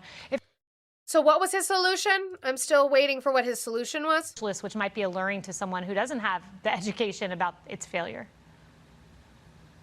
Well, the answer is not to turn everything over to the government, because that never works. That drives prices up. It leads to famine. It leads to human suffering and poverty for everyone. The answer is our government that shitty? Limited government. Our government's that shitty? But you work for it. You are the government. You're that shitty that you can't take care of or provide for the general welfare of the people?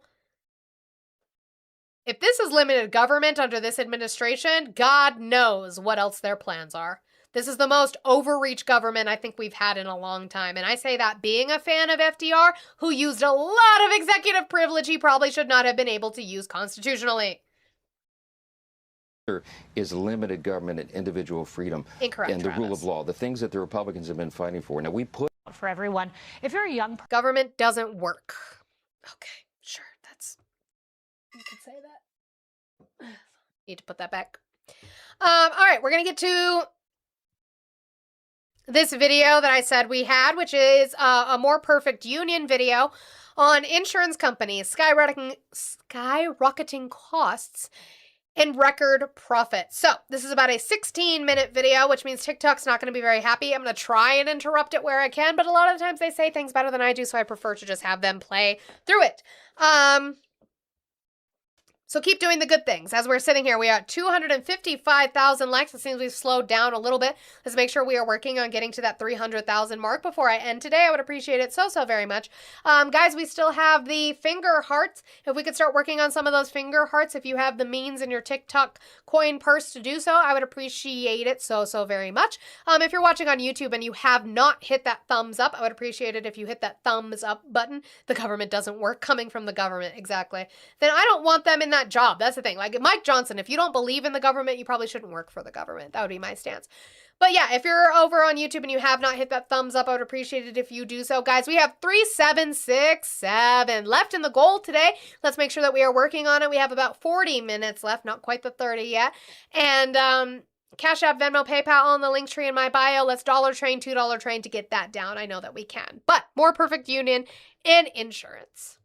Looking at the bill, I was like, whoa, I was dumbfounded. And I'm just thinking, why is it so expensive? What can we do? Since 2020, the cost of insurance for your car or your home has shot up more than twice as much as inflation. As wildfire risk rises, so do homeowner insurance rates. It's part of an overall pattern of increasing rates amid extreme weather events. Less coverage for more money. The usual explanation is that we live in a more dangerous world, so all of us have to pay for increased risks. But that doesn't explain this. Last year, the insurance industry made record profits. It made me wonder, are the higher insurance prices we're paying really necessary? There's this huge profit margin. They're basically price gouging the climate crisis. Raina doesn't mean anything. I spoke to policyholders and insurance experts and found another story of billion-dollar companies that figured out how to exploit our legitimate fears while increasingly failing to protect us. We, in good faith, do what we do, expecting the system to work. Does anybody care about us? With Americans now spending a record $1 trillion a year to pay for property and casualty insurance, where is all that money going? And how can we fix this system so that we can get insurance that actually works at a cost we can afford?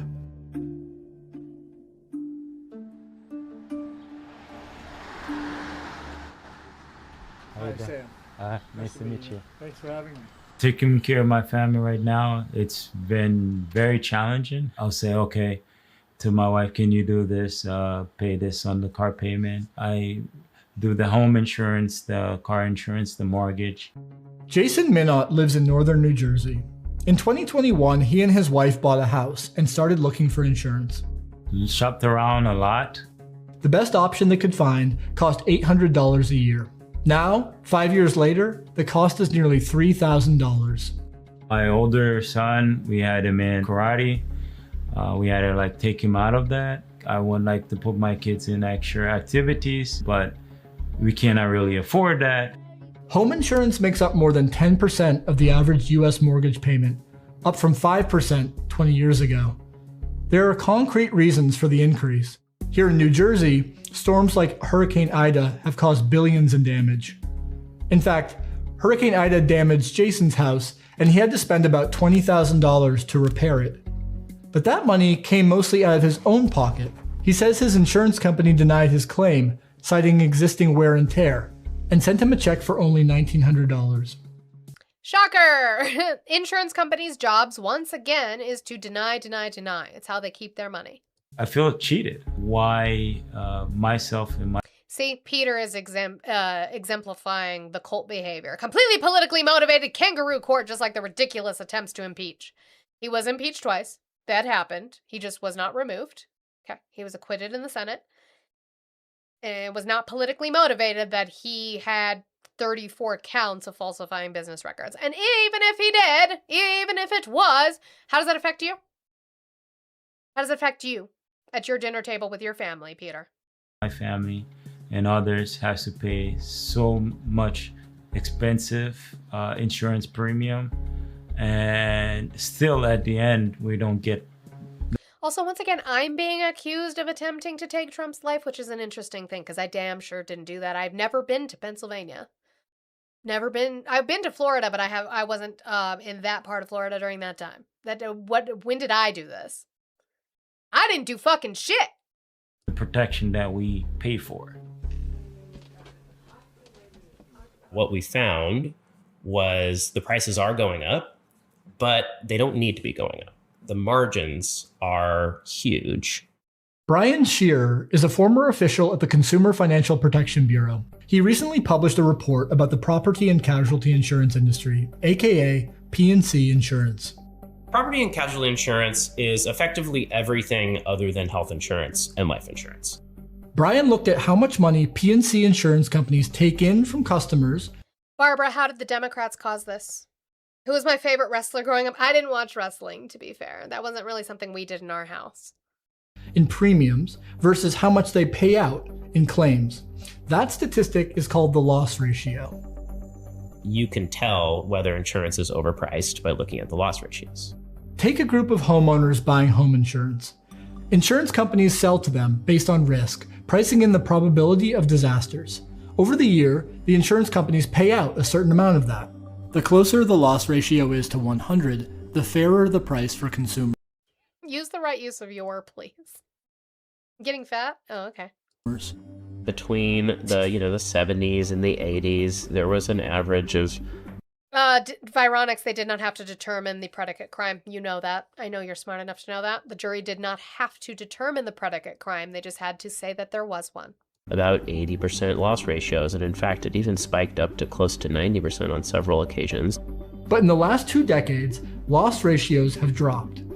I looked at it and thought, this doesn't make sense. Why are these loss ratios so low? In 2024, the average loss ratio for the P&C insurance industry was just 62%. And for homeowners insurance, it was even lower. 2025, the loss ratio was 55%. On average, the industry is keeping close to half of the money that homeowners are paying in. In 2024, 2025 years, when the news has been riddled with stories about how climate change needs to be increasing insurance rates, we're seeing some of the lowest loss ratios we've ever seen. The insurance industry is price gouging the crisis.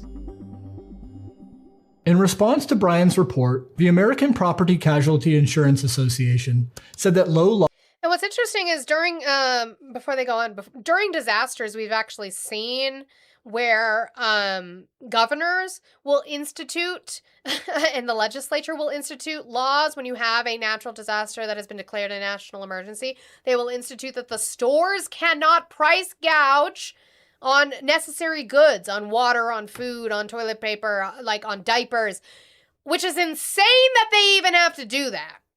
It is insane that they have to come out and say, hey, people are going through a lot and people died. Let's not price gouge on the necessities that they need right now. The fact that we have to do that during emergencies is wild, but what's slipping through the cracks is the insurance is being allowed to do it. That needs to be combated. Loss ratios reflect that companies are trying to, quote, maintain and restore financial strength so funds are available to pay future claims. In other words, they're saving money for really bad years. So I wanted to know, is there a way to see if that's true? So this is what they're spending the money on. We looked at the annual breakdown of P&C insurance industry expenditures, which include their basic costs of operation, overhead, as well as buying their own insurance called reinsurance. But in recent years, the largest category of discretionary spending for P&C insurers was on this. Having insurance isn't the same as having State Farm. Every time you see an insurance company Why is More Perfect Union trying to get me gone on YouTube? Damn. ad, it is paid for with your premium dollars. Rodney, set up a bundle for John Hamm. It feels good to La, Gaga. la, la, la, la, la, la, The what ad mirror, budget where? and agent Stop it. commissions total across the market at 16.3% of your premium. That is a cost that isn't Oh, yay. They're using your money to make ads. That's great. Love that. necessary at all. The health insurance industry basically doesn't pay any selling expense. They spend 10% fighting claims. And the top 10 insurers spent You can tell I've never owned my own business. What would that do for me? What would that do for me? $134 million on CEO pay packages in 2024, and even more on other perks. So far, I've found 16 private jets that the top 10 property and casualty insurers own. State Farm purchased all 4 of their jets in a 12-month period in 2023 and 2020. Yeah, but also this is my business. I have to pay taxes on it individually like a business. It's fine. 24, when they were also simultaneously telling states like California that I say what? Non-business owners say that to people all the time. Say what? I said that what difference does that make for me? I'm asking you. What? Like, what are you talking about? I'm asking you. if they didn't let them increase their prices. Thank you. At least Glock answered. A lot, actually. You would understand that we can't just adjust prices to however we feel like because we still have to make a profit to pay employees. Sure, that's fine, but we're talking about not like a small business. I'm totally fine with that in way of small businesses. I'm talking about these large conglomerate corporations, and I'm talking about these large conglomerate insurance companies. I did, Blue, but like she handled a lot of that aspect of it. I was listed on the LLC, but she handled that aspect of it, so... They would leave. Liberty Mutual owns 4 private jets, which they purchased in the last 5 years. Progressive has a private jet. And then the rest of it is profits, dividends, stock buybacks. And so this argument that they need to be able to save in the good years for the bad years, that's not what they're doing. Get Allstate. Because mayhem is everywhere. I see them in the commercials. And I see that on stations all over, and that's costing millions and millions of dollars. Just one commercial, one night would probably fix our problem. James Fannin is bishop of a church outside of Dayton, Ohio.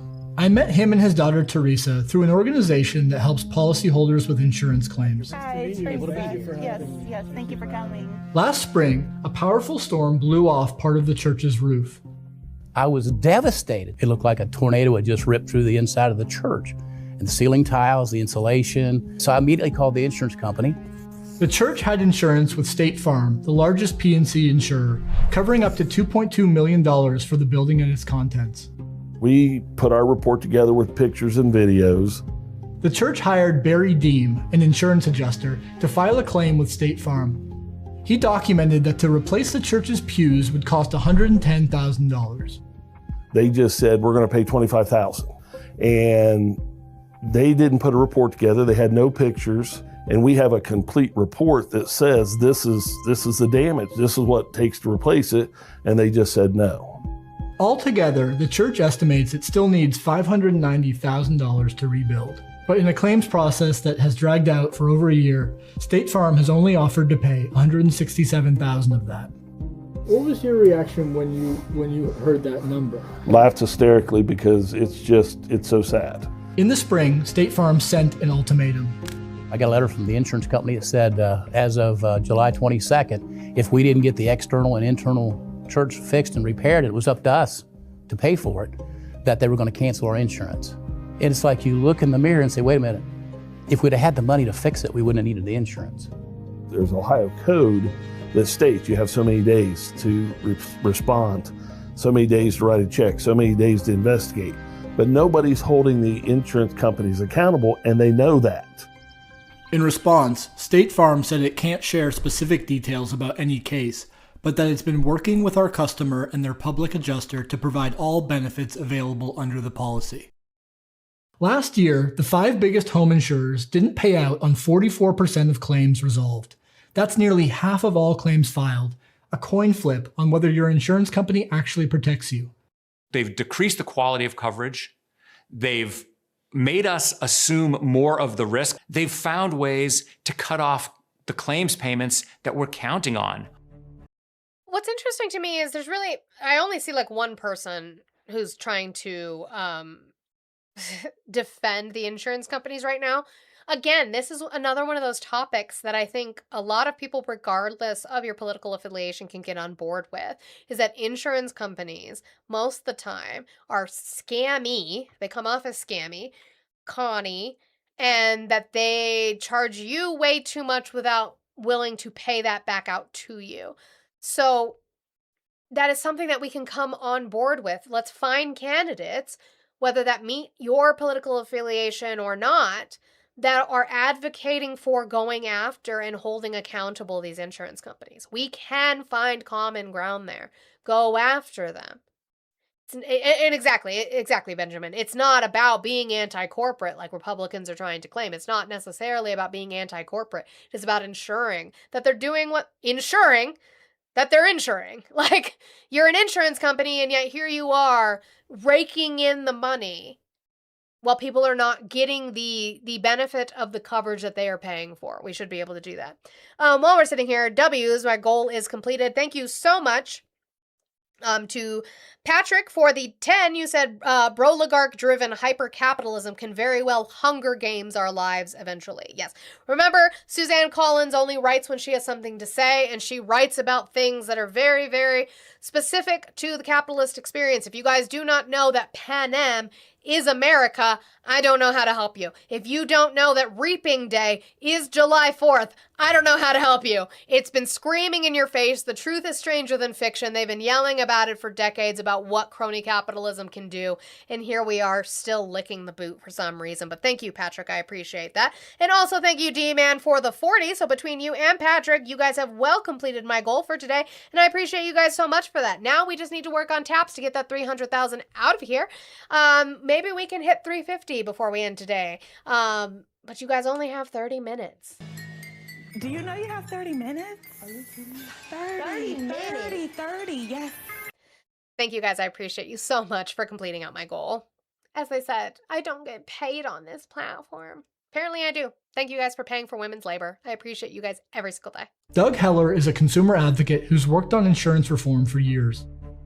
He helped me understand that insurance companies actually make most of their profit from investing our premium dollars in financial markets. Because the insurance industry sits on our money before they have to pay it out, they get to invest it.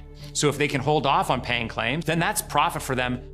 Sometimes it's better to think of an insurer as an investment firm that gets capital by operating an insurance business. It's true. In 2025, P&C insurance companies made $112 billion in investment profits. That's on top of $69 billion in underwriting profits.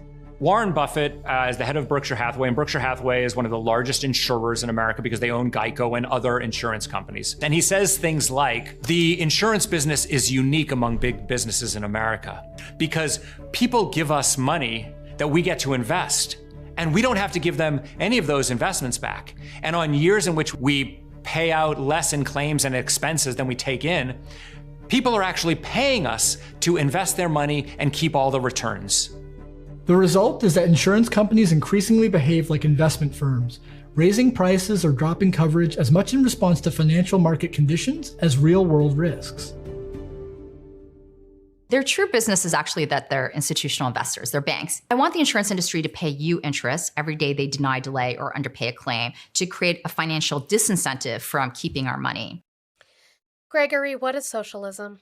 Jane Kim is a candidate for insurance commissioner in California this year. In June, she won the state primary. The biggest issue that I've been hearing from homeowners on the trail is canceled coverage or rising premiums. This office should demand transparency and accountability on how our premium dollars are spent. How much of it is going to CEO pay, to shareholders, to Super Bowl ads, versus actually the business that they're in. In the US, P&C insurers are regulated almost entirely at the state level by insurance commissioners who have the power to control prices. I wanted to speak to Kim because she's campaigning on a set of policies to tackle both price gouging and insurance industry abandonment. To stop price gouging, she proposes setting a loss ratio floor, a lower limit for what a company's loss ratio can be. We've been proposing 65 cents of every home insurance premium dollar should go back towards paying claims, and 75 cents of every auto insurance premium dollar. To give this a little bit of context, in California, it's roughly hovering around 48 cents per every dollar that we spent on premiums. So there's this huge profit margin for auto and home insurance. Damn it, Gregory. Socialism is when the government controls the means of production. Wrong. Incorrect. Tasty Cake, you did. Tasty Cake, I don't think we will get to the SPLC today, but I'm going to do it this week. I promise you I'm going to do it this week. But I do have to abide by Ari's wishes and capitalism. Goodbye, Tasty Cake. Just so, you know. Remember, Do you want someone muted in the chat? Is there someone spamming, making disingenuous arguments, displaying bot behavior, or maybe none of the above, and they're just a dumb bitch? Well, you can keep them muted for as little as $2 a day, $7 a week, or $25 a month. And remember, while you may contribute to their degradation kink, side eyes at you, Ruben, we don't kink shame, but it is perfectly acceptable to kink ask why. Additionally, we offer that if there is a guest you would like to drop for any reason at all, you can get rid of them for the entire day for as little as $10. And if there's somebody you would like to get rid of forever and never see again in this stream, you can have them banned for as little as $50. Pay links in the bio. All right. Thank you, Eli, for that. Since I needed to look this fucking up. Any of various egalitarian economic and political theories. It's a theory. It's a political theory. It's an economic theory. Or movements advocating collective or governmental ownership. What we are advocating for is collective. So the people own the means of production. You own your own labor. So if you work for Amazon, you own that labor. You have a percentage of the shares instead of Jeff Bezos owning your labor. That's what we want. Okay? Okay.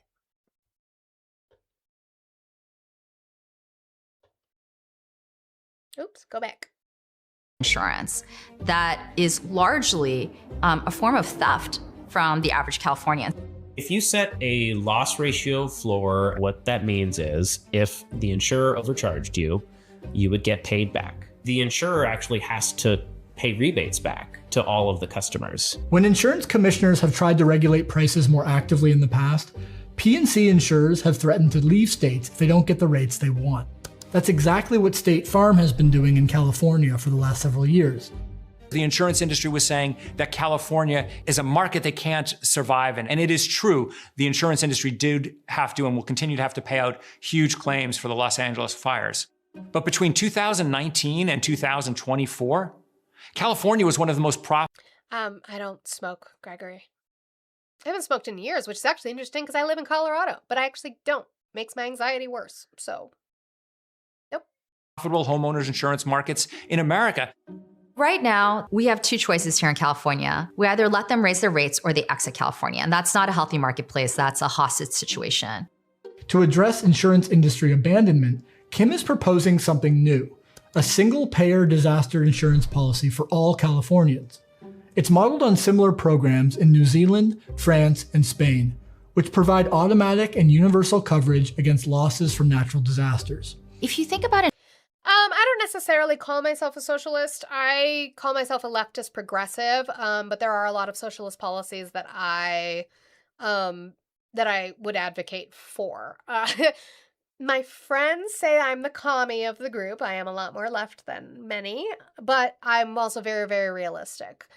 Communism cannot be put into the form that it needs to be put into unless it was global, and you are not going to have a bunch of greedy capitalist motherfuckers agree to institute communism globally. It's just not going to happen. So whatever, I guess you want to call me. They call me Libby, they call me TDS, they call me leftist, socialist, commie, cunt, bitch, whore. I guess take your pick. Insurance, it was never meant to generate profit. What if California or the United States actually established a nonprofit, publicly run insurance?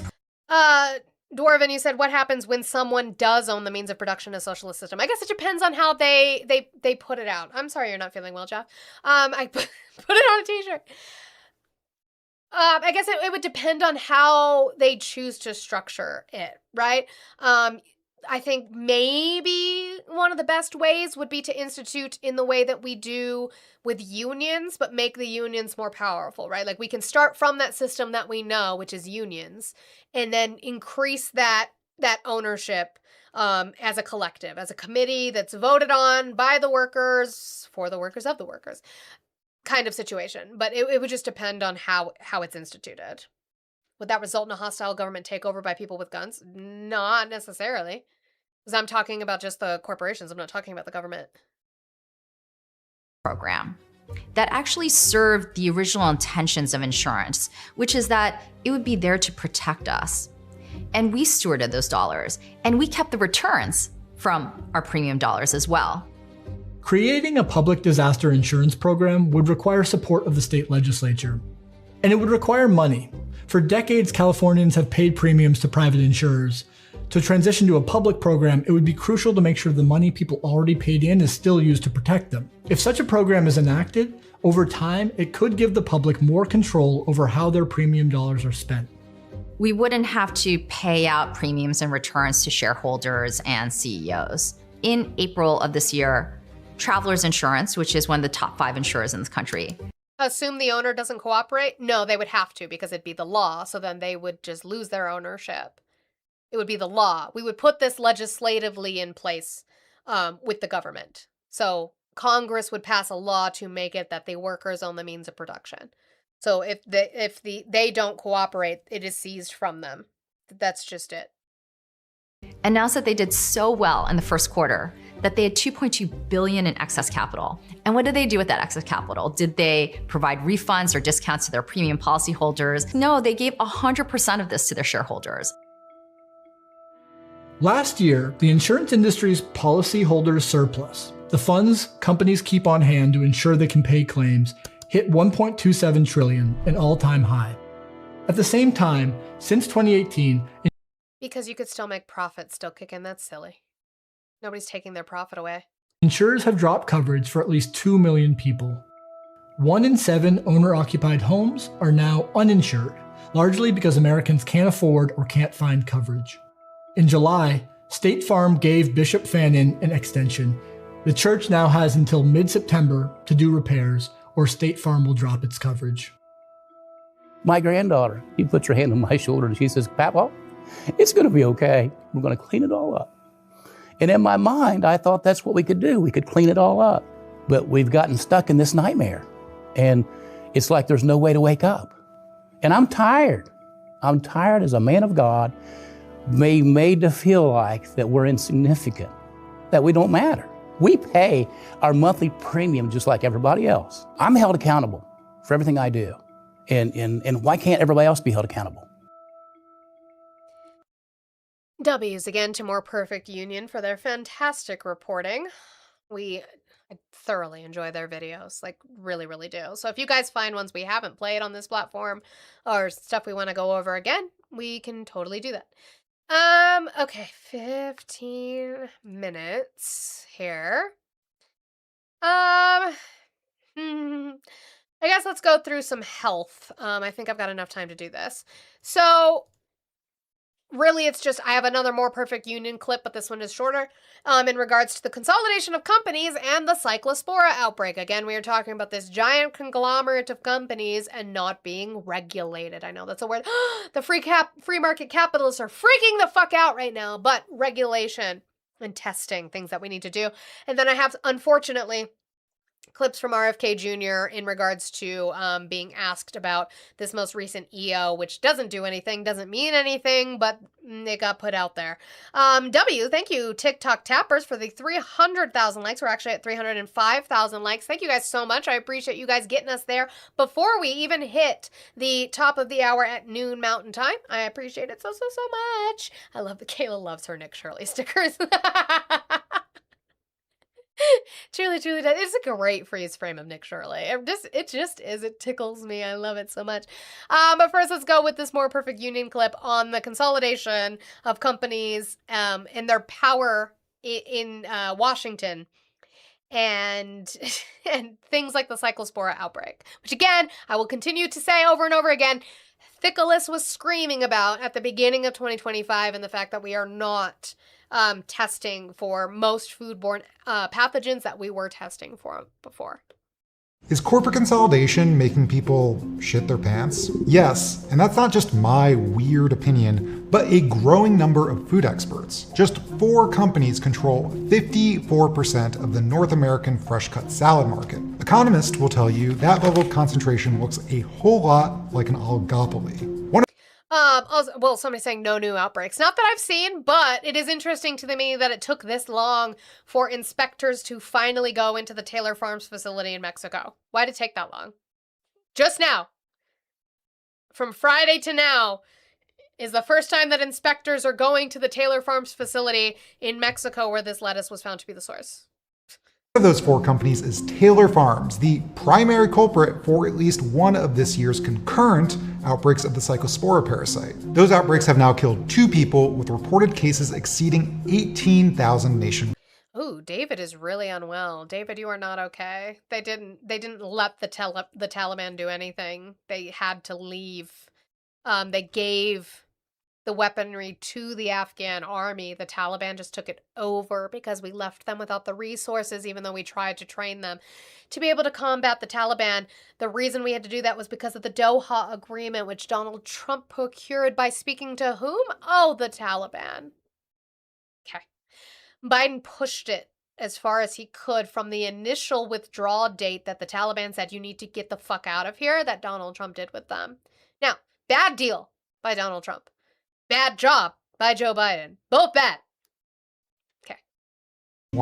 It's not just that these companies are so big that one mishap can poison people in 47 states. As food policy analyst Matt Kinsella-Walsh writes, it's also that their corporate power translates to undue influence on Capitol Hill. For years, big agricultural companies have hired lobbyists to kill government programs to test high-risk. I'm not sure the use of that term, Macho. Is that like monarchy? Leftist monarchical? I wouldn't. I don't like monarchies, but I can look into what that system is later. I'll write it down. Produce like lettuce, or delay federal rules that make tracing outbreaks easier. In 2024, water testing for pathogens, including Cyclospora, was replaced, in Matt's words, by essentially an honor system. Taylor Farms, for their part, donated $1 million last year to a Trump super PAC, and another $1 million for Republican House candidates. But wait, it gets grosser.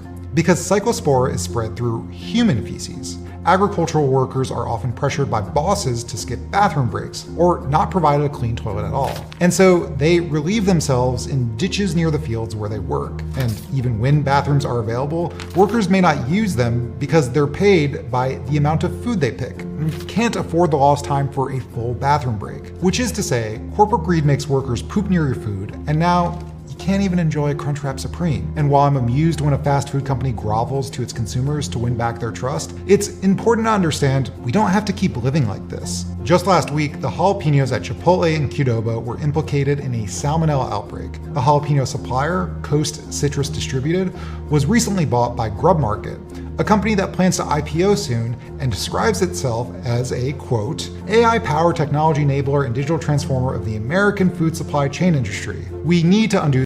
Gregory, we found a place where we agree. Stop sending billions to Israel. I'm with you. The years of deregulation that got us here, get money out of politics, and bring back meaningful antitrust to break up these agricultural monopolies. Only then can we live Moss.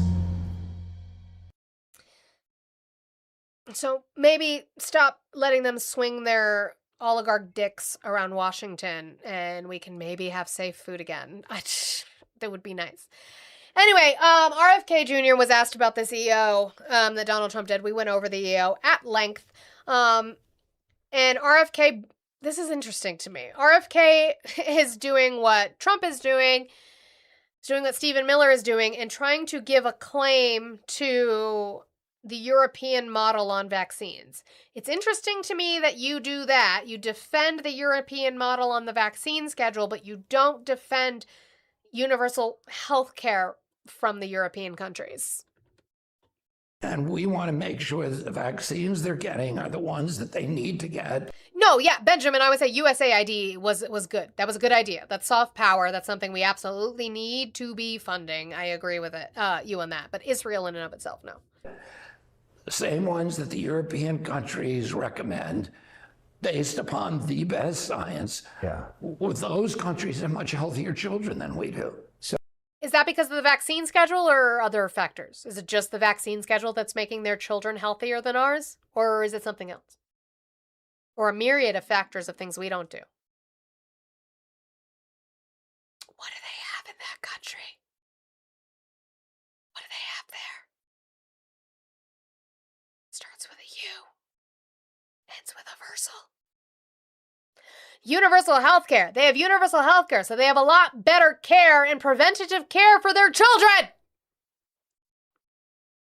They also have, it starts with an R and ends with elation.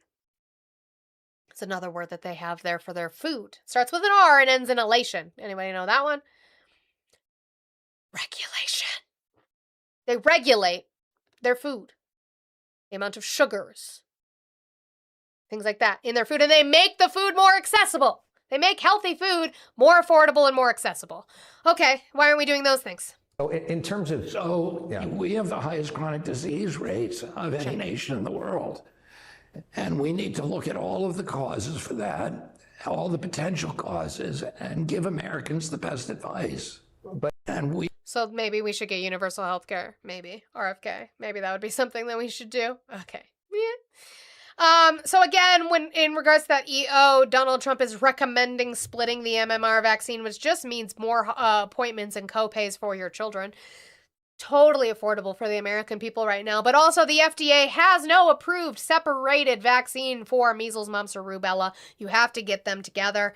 And so they asked RFK about that. Maybe I should advise vaccination, maybe. I didn't go to school for that. I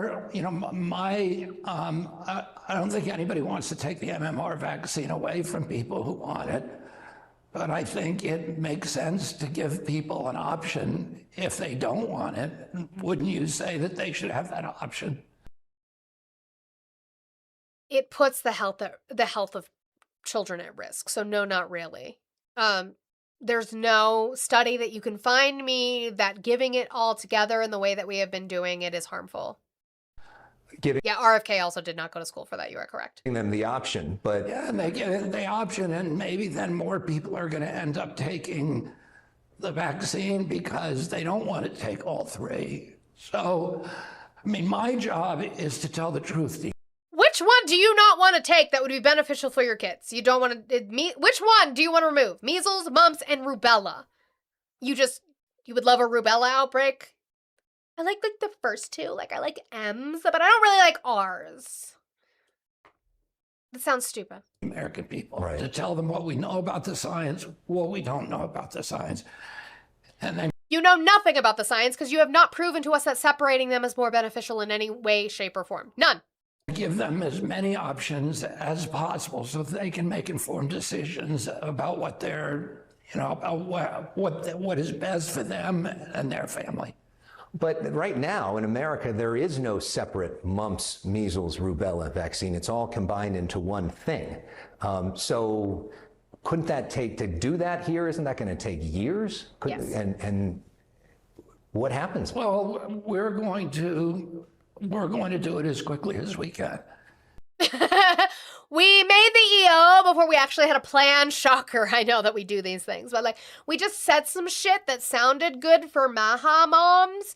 And we didn't actually have a plan, but we're gonna get it done. Don't worry. And as I said, we don't intend. No, what's gonna happen is that Maha moms are just not gonna get their kids vaccinated. To take any vaccines away from people. But I think it makes sense to give people an option. And, particularly in light of recent science, I think they should. Can you cite that science for me, RFK Jr.? I will write it down and read it. I would love to see that. Have that option if they. I would love to see that. We would love to see that, Jack. His name is Lee, God damn it. Sorry.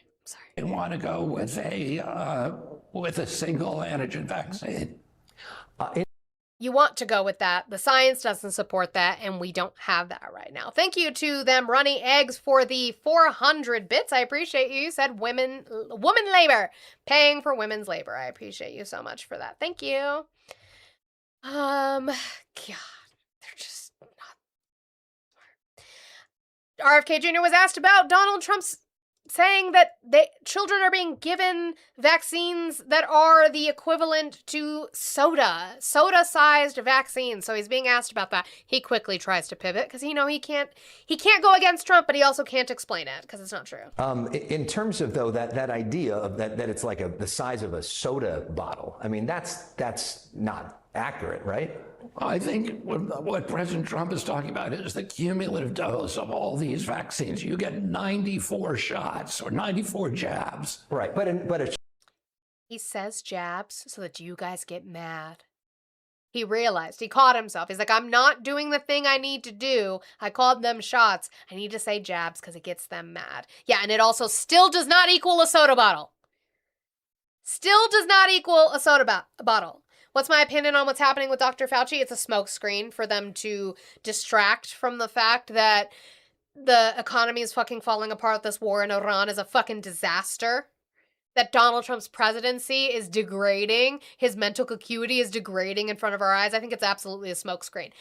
The economy and the war with Iran is going so badly right now that the Republicans are like, but hey, remember in 2020 when a shit ton of people were dying? That's how desperate they are. Shot is a big volume. The Better Call Saul haircut. You leave him alone. Shot is a 0.5 milliliters for an average shot. A soda can is 500 to 600 milliliters. I mean, it's not even close. Yeah, I mean, the question that I think, Alex, that you should be concerned with. Okay, so you're not going to answer the question he said, which is that it's not equatable to a soda bottle. Okay. Am I wrong? No, it's very much giving. Okay. One of my... I'll go back to where you can see him. Hold on.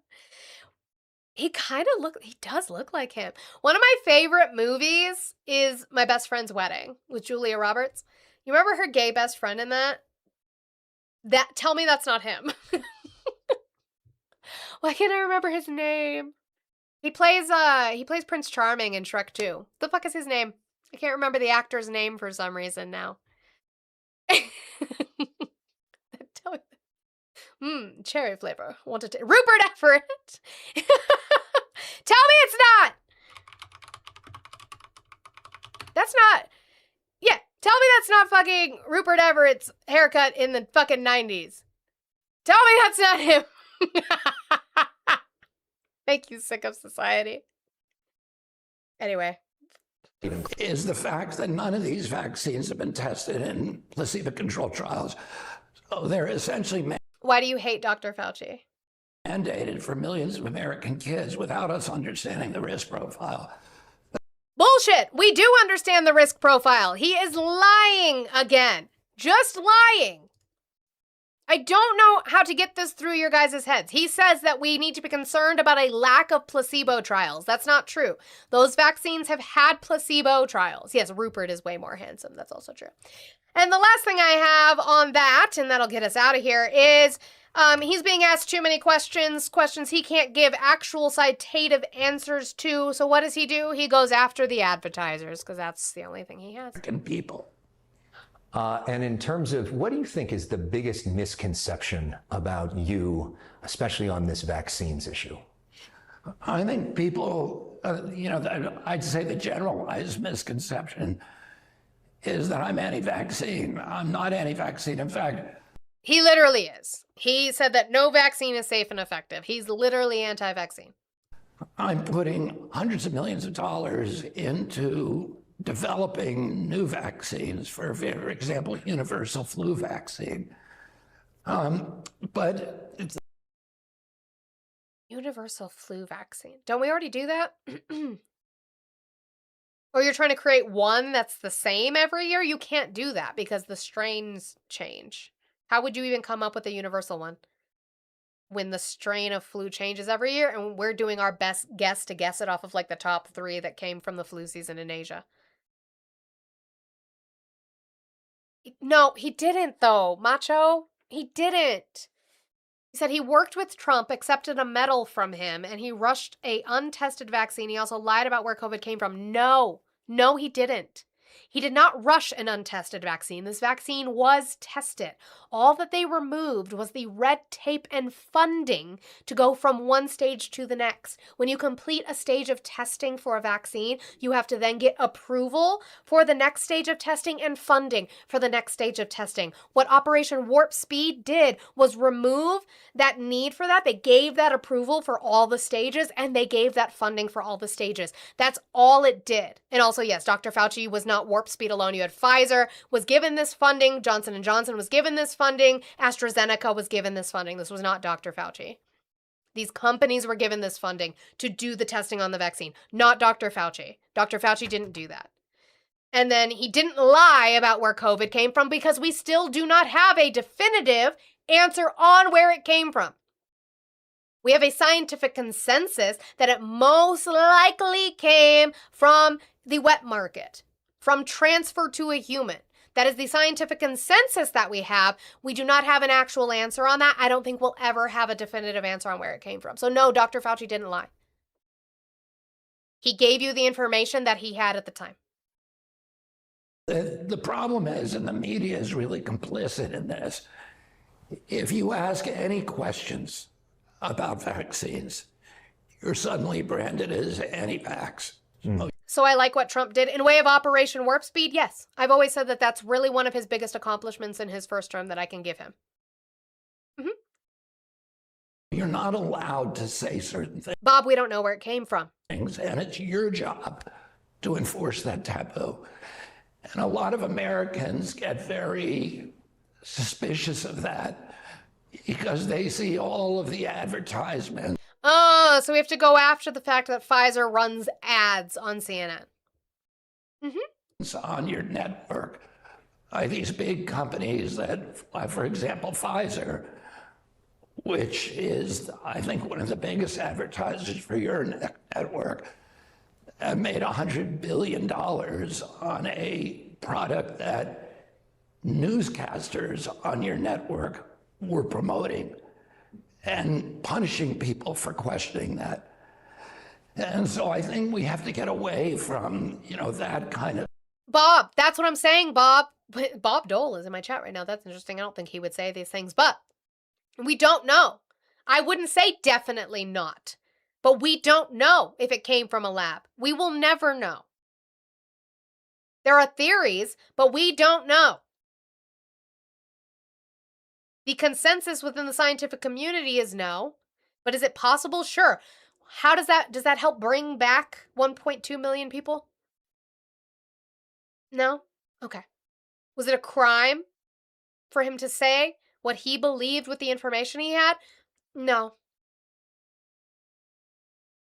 Stop letting them get you worked up over shit that doesn't mean anything. Make sure that Bob Dole speaks like Bob Dole. Why do you trust him so much? Because he's a scientist? Because I've read the studies on the vaccine. That's why. It's not about him. It's not about him. He didn't do it. He didn't study it. You want to question it, but this is fucking 6 years later now. We have the studies on the vaccine. Censorship, we need to be able to have a real discussion over facts and not be pointing fingers and accusing people of violating a taboo. We should be able to talk about these things.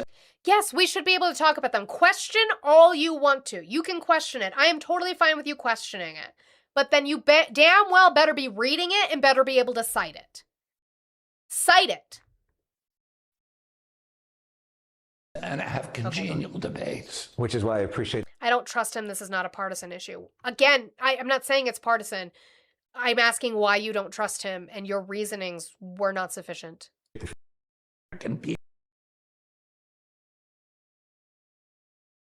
6 years now. 6 years. The science is there for you to read. I don't know what else to tell you about that. Ooh, yay! Blue. Blue has my game show tag now that we can all play and use for when we're shitting on Democrats. Because we also shit on Democrats on this platform. Not often, but more often than not now because these establishment Dems can't get their shit together. So thank you, Blue. Let's listen to this.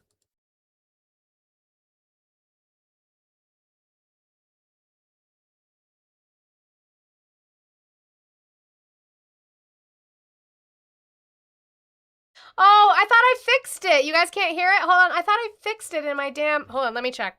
I thought I fixed it in my sounds. It's so great. I love it so much. Hold on. Volume mixer. I swear I fixed it. Why does it keep doing that? Oh, it reset itself because because it was closed out. I know why. Okay. Hold on. We're going to test I'm going to test with this. Can you guys hear this? He's gonna get gas under $2 an hour, and that's why I'm voting. You like to watch me watch, Nat. Okay, you can hear it now. You? Yep, okay. I had to fix it because I closed it so it was out of the right volume mixer. Okay, ready, set, go! From the swamp to the suburb, from the filibuster to the fine print. It's the only show where the left stops pulling punches and starts pulling receipts. Let's shit on a Democrat!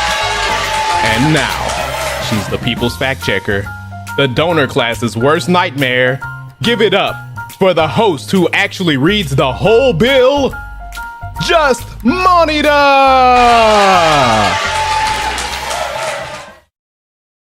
I love it so much. Thank you, Blue. You guys, W's to Blue.